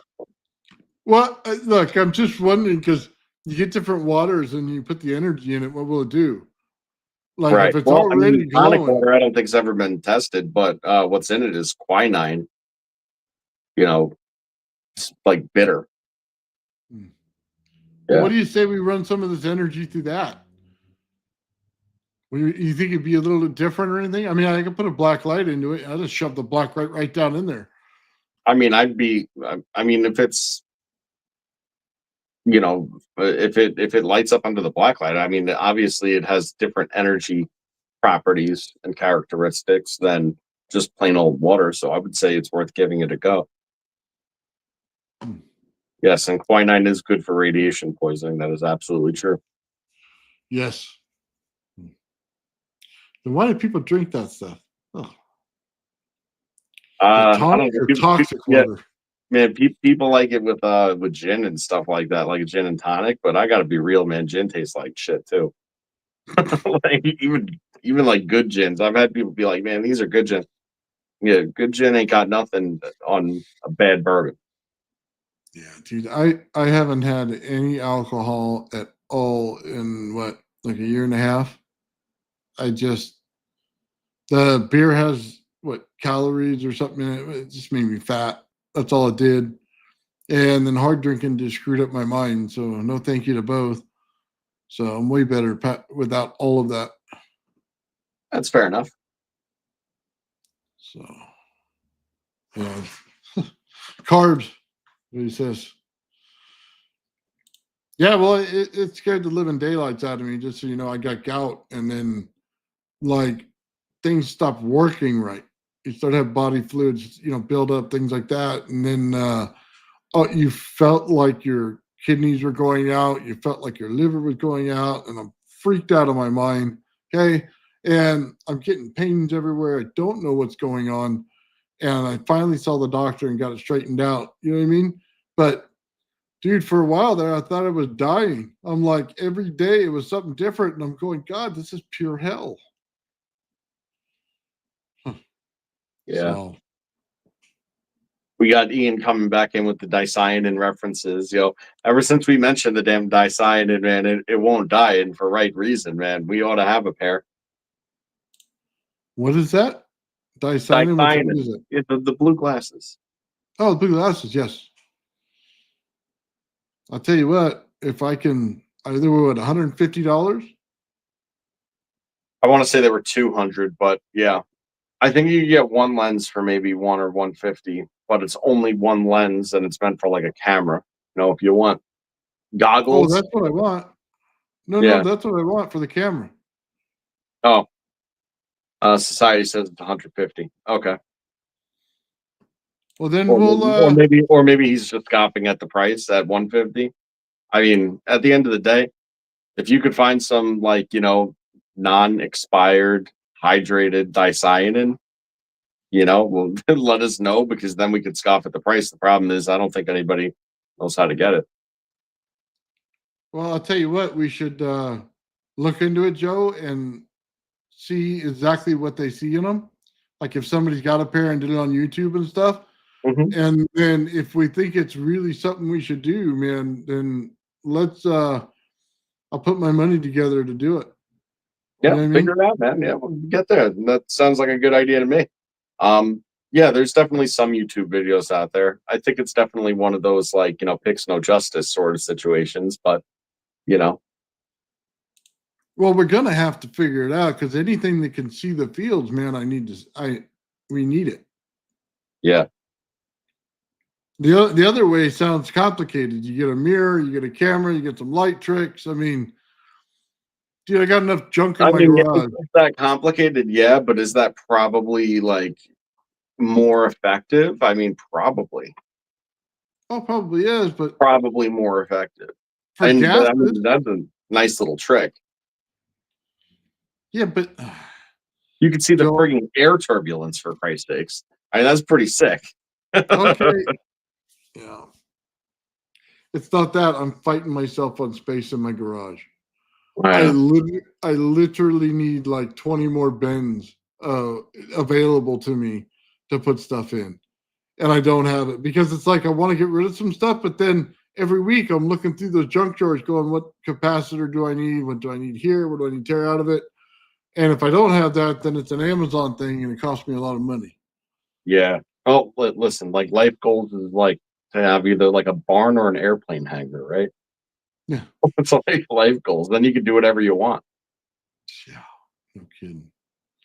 Well, if I can afford it, I would buy the property next to me and put a big shop on there and just go for it. You know what I mean? But Yeah. I don't have that available. I did when I was younger. I used to own one, but not now. Maybe it'll fall into tax default or something like that, and you can get it as steal. No, yeah. I used to have a 2,400 square foot wood shop, man. Oh, The that's thing big. Yeah, that's a big shop. Yeah, dude, it was awesome, bro. You Big pull shop. right up, roll in there, man. Did everything from building it to lacquering it to designing it, everything. There wasn't Very a part of it I didn't know how to do. I love it, man. That's awesome. Yeah. Oh man, I'm gonna have to start doing experiments again, Joe. If people buy Yeah, the Nathan. coil, Listen, you called yourself out on it. I've kept my mouth shut. Yeah, I know. Like I just haven't been feeling well. Okay? I know, man. That's why I haven't said anything. If you were You got feeling good, the- not doing, I'd be breaking your balls, bro.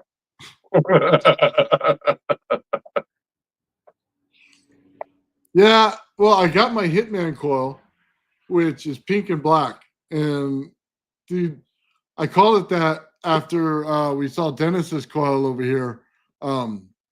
Dennis has pink and black on his. His is like the bottom base. Dude's awesome. Yeah. So Looks good. yeah, so I had to get some black lacquer on it, man, on that secondary and see if it worked. So now it's time to rip it. So I have another coil. I have one setup for AC, one setup for DC. So yeah, I'm gonna have to do that. Yeah, Dennis does some awesome experiments, by the way. We showed him for the last couple of weeks, man, doing his. I'm hoping that by the time, and I don't want to say their names until they have their coils and they say it's okay, but I want to see the experiments come out with different people having those coils and what they do. Yeah, I, that'd be awesome. I That'd be want to see really that. I want to see that one wire, man. cool. For sure. Well, because then I want them to tell me what the field is. Just anything that they have a description for it, because yeah, it's just totally trips people out. Anyway, look at that. They got their money on me, Joe. I will count Joe out. Joe's got a lot on this, man. He got some extra time on me. That and Yeah. I got stuck at the same number for like 3 days. Frustrating. I mean, I did go out eating wings and drinking one night on accident. Oh, well, they keep telling me more, Joe. Yeah, make me feel better. Tell me more. Yeah. It didn't really screw me over too bad though. One wire fed is dry ice field. You know what? Gee, Dennis, I'm going to look that up real quick. Give me a second.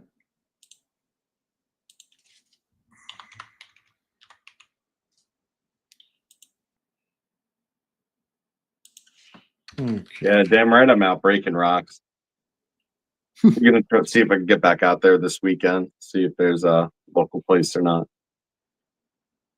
But the weather's been really, really not nice by me. It's been really raining every day. And, as much as that's like a really poor excuse, I'll tell you what, get down into a damn mud pit all day long and start cracking rocks and stuff like that. Gets to the point in time where it's like a little less than comfortable.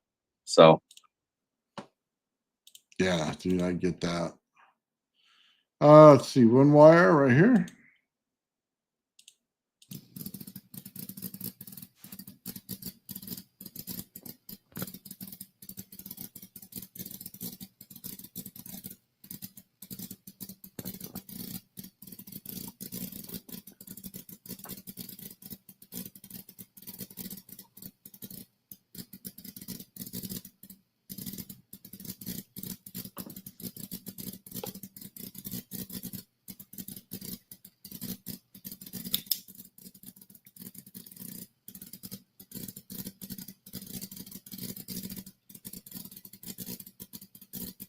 So I see the fog and I see the water. Is there movement in there?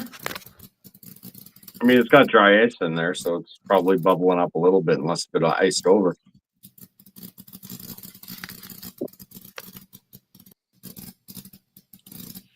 He says, notice how still it is. So it's not moving at all.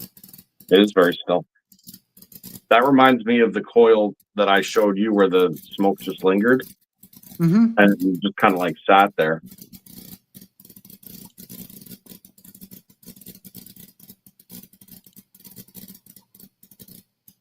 Yeah, even when he's over by it, it's not like wafting out or anything like that either.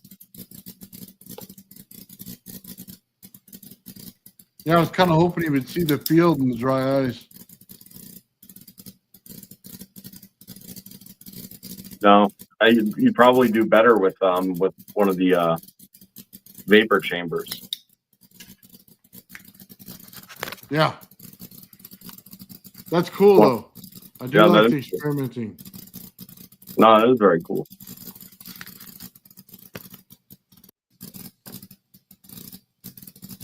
Nice. Just pause that. All right. Hold on. I got a.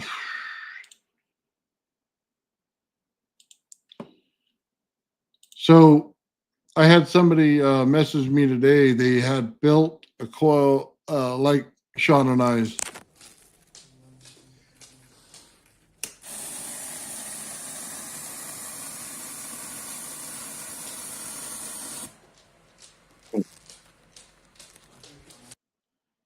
I can't tell if he's got that in a 5-inch diameter or 4.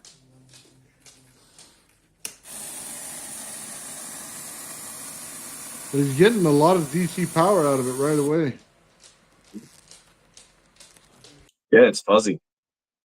Yeah. Nice, man.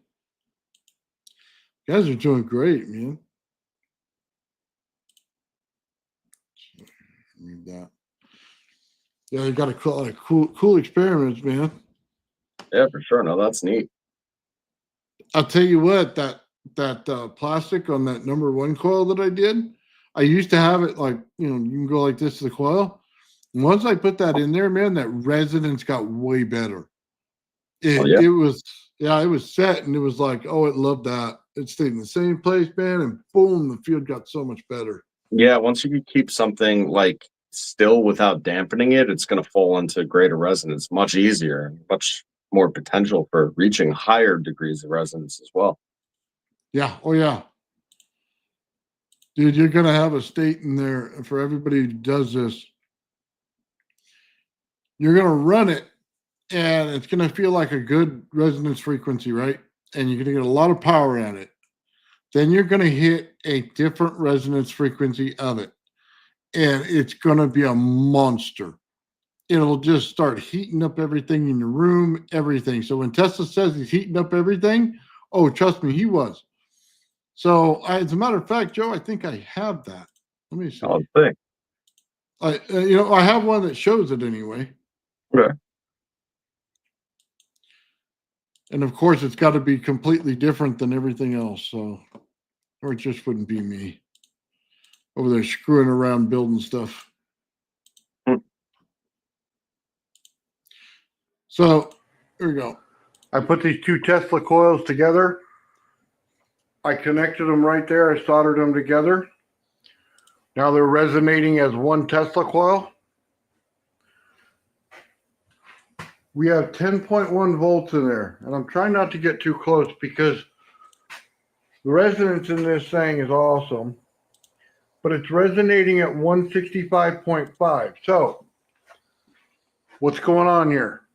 As I added more windings, the resonance value went down. So the more copper, or you say the mass of copper, makes it go down. Now, I had somebody ask me about the resonance point. This is right next to the drop-off point in resonance. At this frequency, AC, not a problem. When you change it just a little bit, put that next to it, we're still in resonance, we're pretty strong. To pull it out. Yeah, this resonance is everywhere. Those things are hard to light up, by the way. Not light up that easy. Yeah, black light. Yeah. Okay. So now we just hit our drop off point. All I did was move around. Now 349. No breakout now. Still at 10.1. This is the edge of resonance. So it still looks good on the oscilloscope. There's not a bad signal. It's just not right. We saw it drop down to 100 and something. So just so we all know what happened there, I dropped half the power right out of that thing. So you see the 10 volts, man, it's 165. Boom, it dropped out of resonance just barely. The frequency went through the roof, and the amount of energy went just like that. So that's what I mean by I say edge of resonance. That's the point where you set it. And then if you go just a hair further, it drops. And it looks strange because you're on the level that should be the 300 kilohertz range, but then you back it off just a little bit and it drops into 165, and you're going, well, that's a far distance away from that, right? We're about half of where I should be. And boom, that resonance you saw, it's way off the oscilloscope. So yeah, a lot of people run into that, man. And I wanted to show that because it's not, it's hard to figure out because that's the exact point you have to have it to hit the AC just right, or else you don't get 13-inch sparks. You'll end up getting 8-inch sparks, you know what I mean? 10-inch sparks. I don't even think you get 10. I think you'd go down to 6. You'll probably get lower than 8 inches. You need to get bigger than that. So it has to be right on that edge. And then AC, it flows, dude. It's a monster. It just flows. It's not like DC. They work different. Very cool. So, yeah. Yeah, that's what happened. Yeah. If anybody's dealt with that, they see it. It absolutely is what happens. It screws you up because you're expecting one thing, man, and you got just set perfect one time. You turn it on, you turn it off, and then you have this, and you're going, "What? It was just this right here." Yeah, frustrating. That's why when you get that cap bank to the incent, it's like playing with these switches just to get it to hit that, and then it'll build up, build up, build up, build up, hit it, and then boom, right off a cliff. So remember when I was telling you about that circle thing that goes like this, and then it hit the really high point, and then it dropped off and came back in and went back out like that? I think they said it was phi. Well, that's exactly how that Tesla coil works. It goes around, builds up, builds up, builds up, builds up, boom, drops off, then starts building up again and going right into the next one. It's like the crop circle you were talking about. That's what I'm saying. That symbol right there. Yeah. So, yeah. That's very cool. Yeah, if you don't show that and show people that they get frustrated. Dude, it took me 3 days to set that thing into enough to put it into AC. That's enough to drive me nuts, man. 3 days just working on the same thing for at least shit.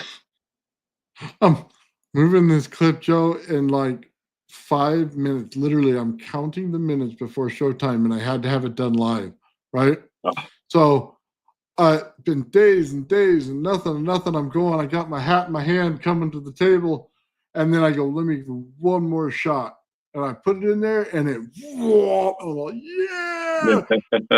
And I said, we're going to fry it and find out. So I didn't just push it to 60, man. I pushed it to 80 volts going through there, man. I got that. Yeah, I got that sucker cranking high. So, yeah. That's awesome. Hey, frequencies are different. So if you get into a geometry coil, you're looking at low hertz, by the way. One of the differences between the Tesla coil and that, Tesla coil is high frequency, and geometry coil is based on the frequency generator and what you put into it. Generally, people put low hertz in there because they're looking for all the resonance frequencies of 440 or 438, you know what I mean, 880, something like that. They're looking for those numbers, right? One thing that screws them up, they put it into the frequency generator, but it, just like you see there, when it's in resonance, it resonates at a different frequency than the coil itself. That's what'll drive you nuts because you're aiming for this. You put it in there as that. It's not going to be that. They resonate together. So as they resonate off of each other, there's a certain amount of compressed energy that stays in the coil itself that will not allow you to be in the same frequency on the other one. Therefore, it's a technique to get it down so that the outcome frequency in resonance between them is that number, but the number going in is not that number. Now, I don't know how much sense that makes to anybody unless you're dialing it in, but I can tell you it makes for a real pain in the butt day. Doesn't sound fun, man. That's not how I like to spend my time. That's for sure.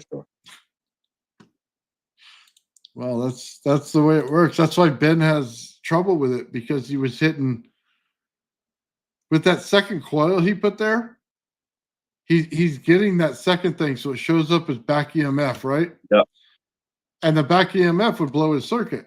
Well, the whole idea in that rodent coil, the best thing you can do is take that wire and build it as 2 coils instead of one with the wrap going back around.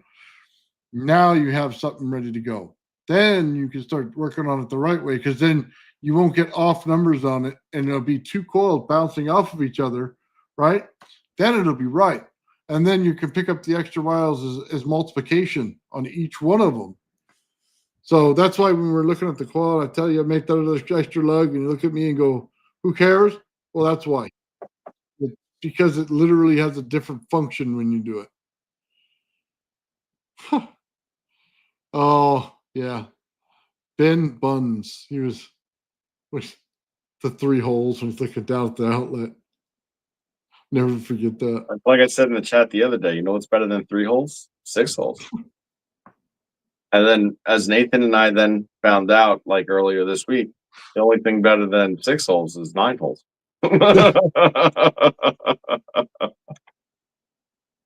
Oh, 3 women in geometry formation. That's it. Geometry formation. Yeah, that was it. Huh. Rock and roll, man. You got triplets. Oh, you're the guy in the center, man. Oh, wow. Yeah. Jeez, that's funny, man. Oh, the things we talk about behind the scenes. Listen, it was old. Was it funny? Yes. Was it kind of sexy too? A little bit? Yeah, kind of. Kind of was. A little bit. Oh, dude, I was watching Liz's channel, and she was talking about the parties the Egyptian pharaoh had. You know what I mean? And all the women would run around naked, and they would do depraved things in the street and everything else. And I'm thinking, oh my God, man, what a party there! It's like P. Diddy on a live road show going down the road. You know what I mean? Oh man, that's rough. Oh, dude, by the way, that whole thing is a disaster. That whole court thing, like that. Wow. Not that I want to talk much about it. It's just. I know. It's rough. I see the news on it every so often. I mean, I don't really like envelop myself with the news, but there's certain things that constantly pop up on my feed that I'm like, all right, let's see where this is at. Yeah, let's just say that if it's all legal, he gets out. If it's not legal, there's no way he's getting out for what he did. So I don't think they're not in a position to let him off. A jury's going to have to let him off. Yeah. And I don't think that's going to happen. Nope, they're gonna lube it up and ram it hard, man. There's no chance for that guy. Nope. They're probably getting jiggy with him. Yeah, that's Will Smith. Oh. Shows you how much I listen. Well, according to his old philosophy, he's probably going to have a lot less problems now that he's not going to have any money either. No money, no problems? Yeah, okay. Well, you're about to be fresh out of problems then. Yeah, no kidding. Well, I think what's sad is he got his kids into that kind of stuff, if I'm not mistaken, and they got picked up too. Let's see what it says. Let's get off the subject, I guess. Based on what Sheila was showing, we like Sheila. Let's see. Her custom coil Mike picked up with the rodent coil field produced. Then she used a MIDI. Yeah, MIDI, like a keyboard. MIDI board to tune. Mm-hmm. Yeah. No, we saw that. We were on with, or at least I was. Bernie. We were on with Bernie. Yeah, we were on Bernie, and he was doing that, and he was showing her video and how it showed in the 3D. I wish I was there at that conference, because the video that we got showed like 5 minutes of it, and the rest of it was kind of like garbage material. I just wanted to see what it did and the design and how she manipulated it, because she was changing the frequency in each part of it to get those shapes. Yeah, no, Sheila's the smart cookie. Yeah. Very talented too. Yeah, I'll tell you what. Anytime you can watch that, go for it. Yeah, we like her because it was cool, because you got to see things in 3D that you normally wouldn't, and you're seeing this flat coil going, okay, even the rodent coil has a bit of shape to it, but nothing like what she was showing. No, nothing at all. Yeah, we should bring that one back one day. Do a little, watch and talk if we can. Well, if Bernie can play it, then we should be able to. You know what Yeah, I I mean? think so. Yeah. I think that was a recording from Cosmic Summit. I mean, I'm pretty sure that they try to keep that as, public domain as possible for the most part for the exposure. Yeah, we'll look into that, and I'll find the good version where she shows a lot to it, because there's got to be a better version out there that shows more. By the way, if you start looking at a lot of those Tesla techs and stuff like that, a lot of the stuff we talk about is already in the public domain. You know what I mean? They had the guy out there, the water smacker, does the rod down the center energy. He structures water with it. We talk about the geometry coil and the geometry put out there. Sheila was showing that. You know what I mean? We talk organite, and we know 8th has that market cornered right there. You know what I mean? And how things work and how they play out. And it's funny, man, that everybody out there is just we're taking them all and putting it all together so that everybody can comprehend and understand it. And I think there's another guy out there that does that as well. An older gentleman has white hair, and I get a lot of things to show me his video, and I watch him every once in a while. A little more physics based. Don't remember his name. Got a white beard, white hair. Not that that helps, but I'll remember his name someday. Yeah, one of these days. Well, I'm sure somebody knows it. I always get told to watch him. So let's see. Yeah, I'll be honest with you, man. Does she have something that we can purchase to do that? Because that would be awesome. I don't know. Yanni said, Professor Simon. That's funny because that's who came to my mind, but I was like, that can't be who he's talking about. He looked like a mad scientist, glasses, kind of gnarly teeth and stuff. Yeah, no, it wasn't him. Oh, okay. I do like watching him, but he kind of lost me lately with the pipe. When he got all excited about he hyped the pipe. Yeah, his 12-inch pipe. Now there's a T-shirt for you. Don't hype the pipe.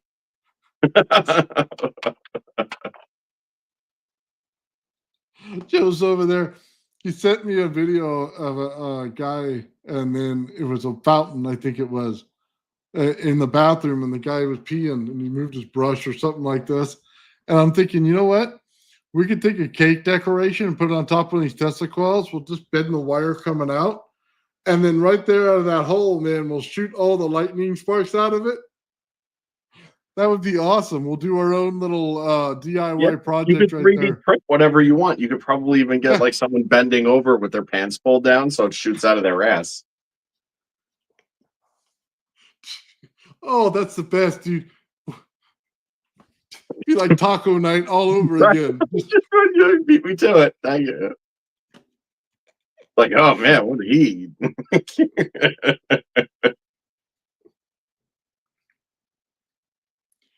Oh, you know what, dude? I'll be honest with you. That pipe thing, if you don't know about Organite Energy, talk to 8th, because he's already all over that, and that's exactly what the energy they're picking up in there is. I'm sorry, it's already known. You know what I mean? Like, we literally see it. You go onto Facebook, and they got these people who are putting pipes in the yard already, and there's a whole bunch of them by their planters, and you're like, okay, so what did they discover? Because we already had that. They've been doing that forever. You know, right? They've been doing that forever. I'm telling you. People and bullshit. Dude, I still see the crystal one. Where they wrap the crystal in there and they do that one. Yeah. Or a stick with copper wire wound around it, and then you get the crystal up in the center of the stick where it splits, and then the wire's wrapped around it too. Yep, electroculture. That'd be what it is. Yeah, I got to work on that, man. I was just in CAD this morning. So check this out. I was trying to work on this, and I did not like the finish on it. but the concept was cool. So you take your Tesla coil and right at the top of the plastics, right? This goes in there. So it's supposed to have, and I'll just put this through here, a ring. And Dennis was telling me, because I was having trouble with body capacitance, I stood next to it. You saw my coil drop, right, on that last video. So what we're looking at,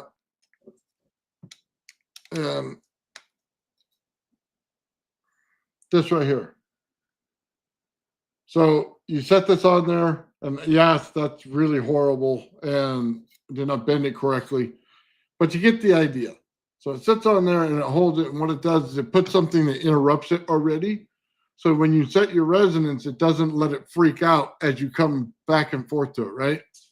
So yeah, I wanted to give it as something like an add-on to the Tesla coil, so that it basically just, you know what I mean? You can pop the ring on, you can take it off, whatever you want to do. But I think that'd be a cool accessory to it. We just got to make sure it works. If it doesn't do anything, what's the point?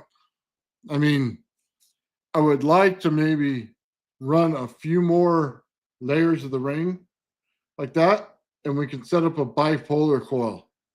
And that's the one thing I want to work on, is that bipolar. That'd be cool. All right. Because I already built one, man. I built a bipolar with the ZVS. It works. There's no issue with making it, you know, and I did it with a Slayer exciter as well. So, yeah, both circuits work for it. Very cool. Jarvis is saying electric culture with atmospheric water accumulators. You're right. Change the world one good idea at a time. They have water accumulators. You know that, right? I didn't know that. Yeah, they have atmospheric water accumulators. Oh, it gives you with the electric cultures, the things. I don't know if it's Well, electric because culture. you're saying it in one breath of air, so that's how I'm taking it. Well, it's like Plasma Channel did. Is what he's saying. It's a water accumulator. Yeah. Very cool. Plasma Channel did that. I think he's really good at plasma. I don't think that he's as good with resonance where he should be, and he could have pumped that thing up to like way more. Because as soon as you get the plasma breakout, you're in trouble. You need it right before that. Yeah, he does a great job. He does an excellent job, but he's working on a different side of it, because a lot of his stuff is just hyper focused on, like, you know, ionic wind and stuff. A lot of it, maybe less recently than previously, but that was like the basis of where he got big and started out. Yeah, he patented his stuff too. He Did doesn't he? like For him. he does not like you using anything from his channel. Let me just tell you that right now. Yeah. But yeah, he patented it. I only know that because he had to call me, and I had the same thing on my channel. I had made a copy of exactly what he did. Okay, and put it on my channel. And when you go through patents, you have to make sure you identify anybody that has something that looks like what you got, and make sure that you came out with it first, right? Mm. So no big deal. He absolutely came out with it first, and he absolutely did it. And I copied him 100%, and it worked perfect, by the way, what he had done. So, yeah, very cool. But that's the only reason I know he's getting patents on his stuff, and I'm sure everything he's got probably has a patent on it.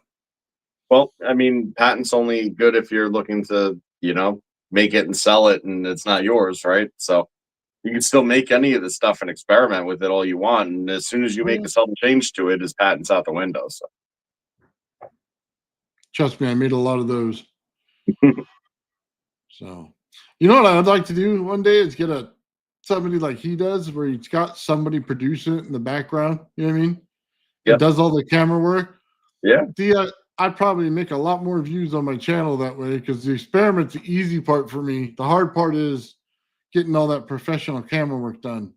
Yes, I agree that it's extremely difficult to be able to self-film something, especially when it's not just like this, when you're trying to actually show something, move around, you know, cut and change camera angles and stuff. I mean, this is why people definitely have a second person.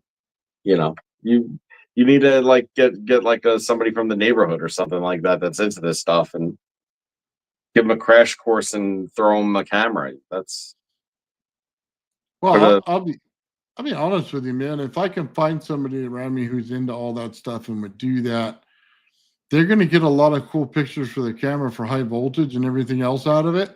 Hmm. Like they're going to get a whole other arena that they never came into before. That would be great if they had like their own, camera channel. Yeah. Stuff that you just can't find everywhere. So No. I got to find some people around me, Joe, that live Yeah, me next to too. me that can do I'm that. still looking. Yeah. Yodelay, hee-hoo. Total different coast, Nobody man. Nobody calling back. Oh well. Yeah, dude, it'd be awesome if you lived down here. Then it'd be easy. You know what I Oh mean? shit, man. We can work on it and get it done. That's it. You'd have to put another recliner next to yours. Dude, that recliner's comfortable. Let me just tell you this, dude, because I got my own air conditioner right here, right? I'm So, jealous. Hold on. when- We need 81 in here right now. Oh, dude, when that house is loud as hell, dude, it's so nice. You come out here, man. I got a nice 45-inch TV over here. You know what I mean? My chair's not too far away. I can actually hear it. And then it's nice and ice cold in here, man. It's awesome. I don't have to deal with anything. I don't have to listen. I don't smell the kitchen food, nothing. So I go in like right at it's bedtime, man, so that I don't have to deal with nothing. And then the days I watch my granddaughter, man, is the days it kills me because I'm in the house all the time, right next to the refrigerator. And I'm like, I know there's food in there. You can't hide that from me. It's in there. And it gets me. I got you. Temptation's real. By the way, Dennis, try the water with sand in it. You'll be surprised at the quartz mineral. If you put the rod down the center, that's a game changer, man. Or heat the water, by the way. That's another experiment I would suggest you try because you can get some extra distance out of the field. I know a lot of people don't understand this, but the heat is your amp. So if you can add extra heat to anything, you're going to be able to push the field because it acts like amperage in your field. So it gives you that extra bit of capacitance in that jar. Mm. So just so you know, I got an extra foot out of mine by heating the water. So it was at 3 feet. I got to 4 feet because of the heated water. And then if you go outside when it's, say 30 degrees, okay, and you go over there to the wire and you touch it.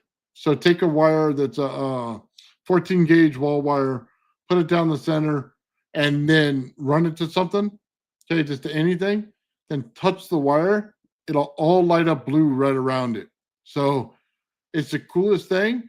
By the way, if you take that and you put it inside of a vacuum chamber, what you're going to get is a lot of blue light in there, and you're going to be able to make Tesla's X-rays that he says that are safe in order to be around. So just so we all know, that's still radiant energy. That's still radiation. Tesla said it. We know it's true. Yeah. But that's how you do it. You have to chill it, compress it, and there you go. You're going to have something totally different on your hands. So, yeah. Hey, What's Nathan, up, Crypto? we're gonna have to wrap up the show pretty soon because we have that other interview to do. Yeah, and you got to cool off your room, man. Yeah, I'm sitting here like a I don't know. Like I have no analogy because I'm that hot. Joe's in a sauna losing some extra poundage right there. Got to go jury rig up my, air conditioner or something. Dude, throw that thing on a table and turn it on, man. If it's a wall air. Yeah, well then it chucks hot, so I gotta still vent it. It's not a big deal. It's just gonna take me a few minutes because I don't have the bracket. Mm. These are my problems, people. I need to pull a piece of cardboard out of my truck and get a razor blade out and vent it and stuff. Well, I would suggest you do it, man, especially if it's hot. So, yeah. All right, guys. Well, we got to help Joe go mining. So, yes, thank you to everybody who's donated. We've had a bunch of people donate so far, and I really, really appreciate it. Like beyond, and Everybody is so wildly generous. I really can't believe it or thank them enough. And anybody that could spare anything toward it, again, it's going to get me out there. And anytime I'm out there, God willing, I'm going to try to do a live. Last time I went out, no cell service. So I'm trying to navigate that. If I can't do it live, I'm going to record as much as I can, and we'll do it after the fact, share, my findings. And as I kind of accumulate more and more crystals and stuff like that too, I want to be able to share and give back. So maybe we'll do some giveaways in the future and stuff. After I have a lot, put together. So yeah, if anybody could stand to help with that, I'd beyond appreciate it. Really. Thank you so much. Right on. And Joe, we have to get those contest details done tonight. Yep, it's gonna happen. So I got to put them out in the morning. That way everybody has them, because we're like a week away. So it's got to be. Yeah, you got to get their numbers in. Yep, that'd be fair. So yeah, right on, man. All right, guys. I want to thank everybody for watching today, man. Totally awesome show. Thank you, Joe. Cool Tesla stuff, man. Awesome songs, by the way. Check out Joe's channel, man, and check out those songs. Really if you go to my channel, they sound nice and clean on the channel and stuff because it's not going through StreamYard. So it's all full stereo. You should be able to enjoy it. It's pretty good. Right on, man. All right, Joe, I'm going to put it up and we're out. Thanks, guys. Right. Peace and love. The old man Bill. The old man Bill. The old man Bill. The old man Bill. The old man builds. The old man builds is broken in the head. People not seeing reality has put him in the red. Where conscious and spirituality been stricken from the norm and replaced with the ignorance of basic magnetic form. The geometry of God keeps running through his head. That's what makes old man builds broken in the head. The old man builds. The old man builds. Spheres of destiny are spinning in his mind, making him travel back and forth in time, battling the establishment for just a little recognition. Has him forcing the world to understand his premonition. That world will have all the technology in the end, even if it means his life will fail to extend. The old man builds. The old man builds. The old man builds. The old man builds.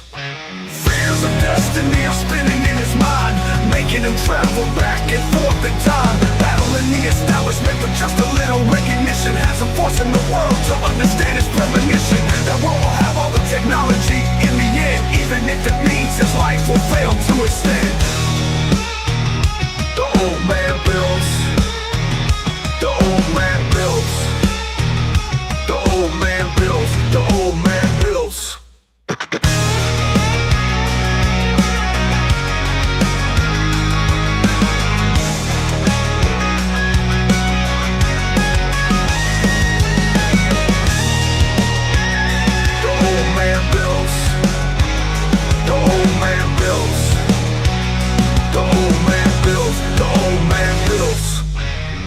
Fears of destiny are spinning in his mind, making him travel back and forth in time, battling the establishment for just a little recognition. Has him forcing the world to understand his premonition. That world will have all the technology in the end, even if it means his life will fail to extend. The old man builds.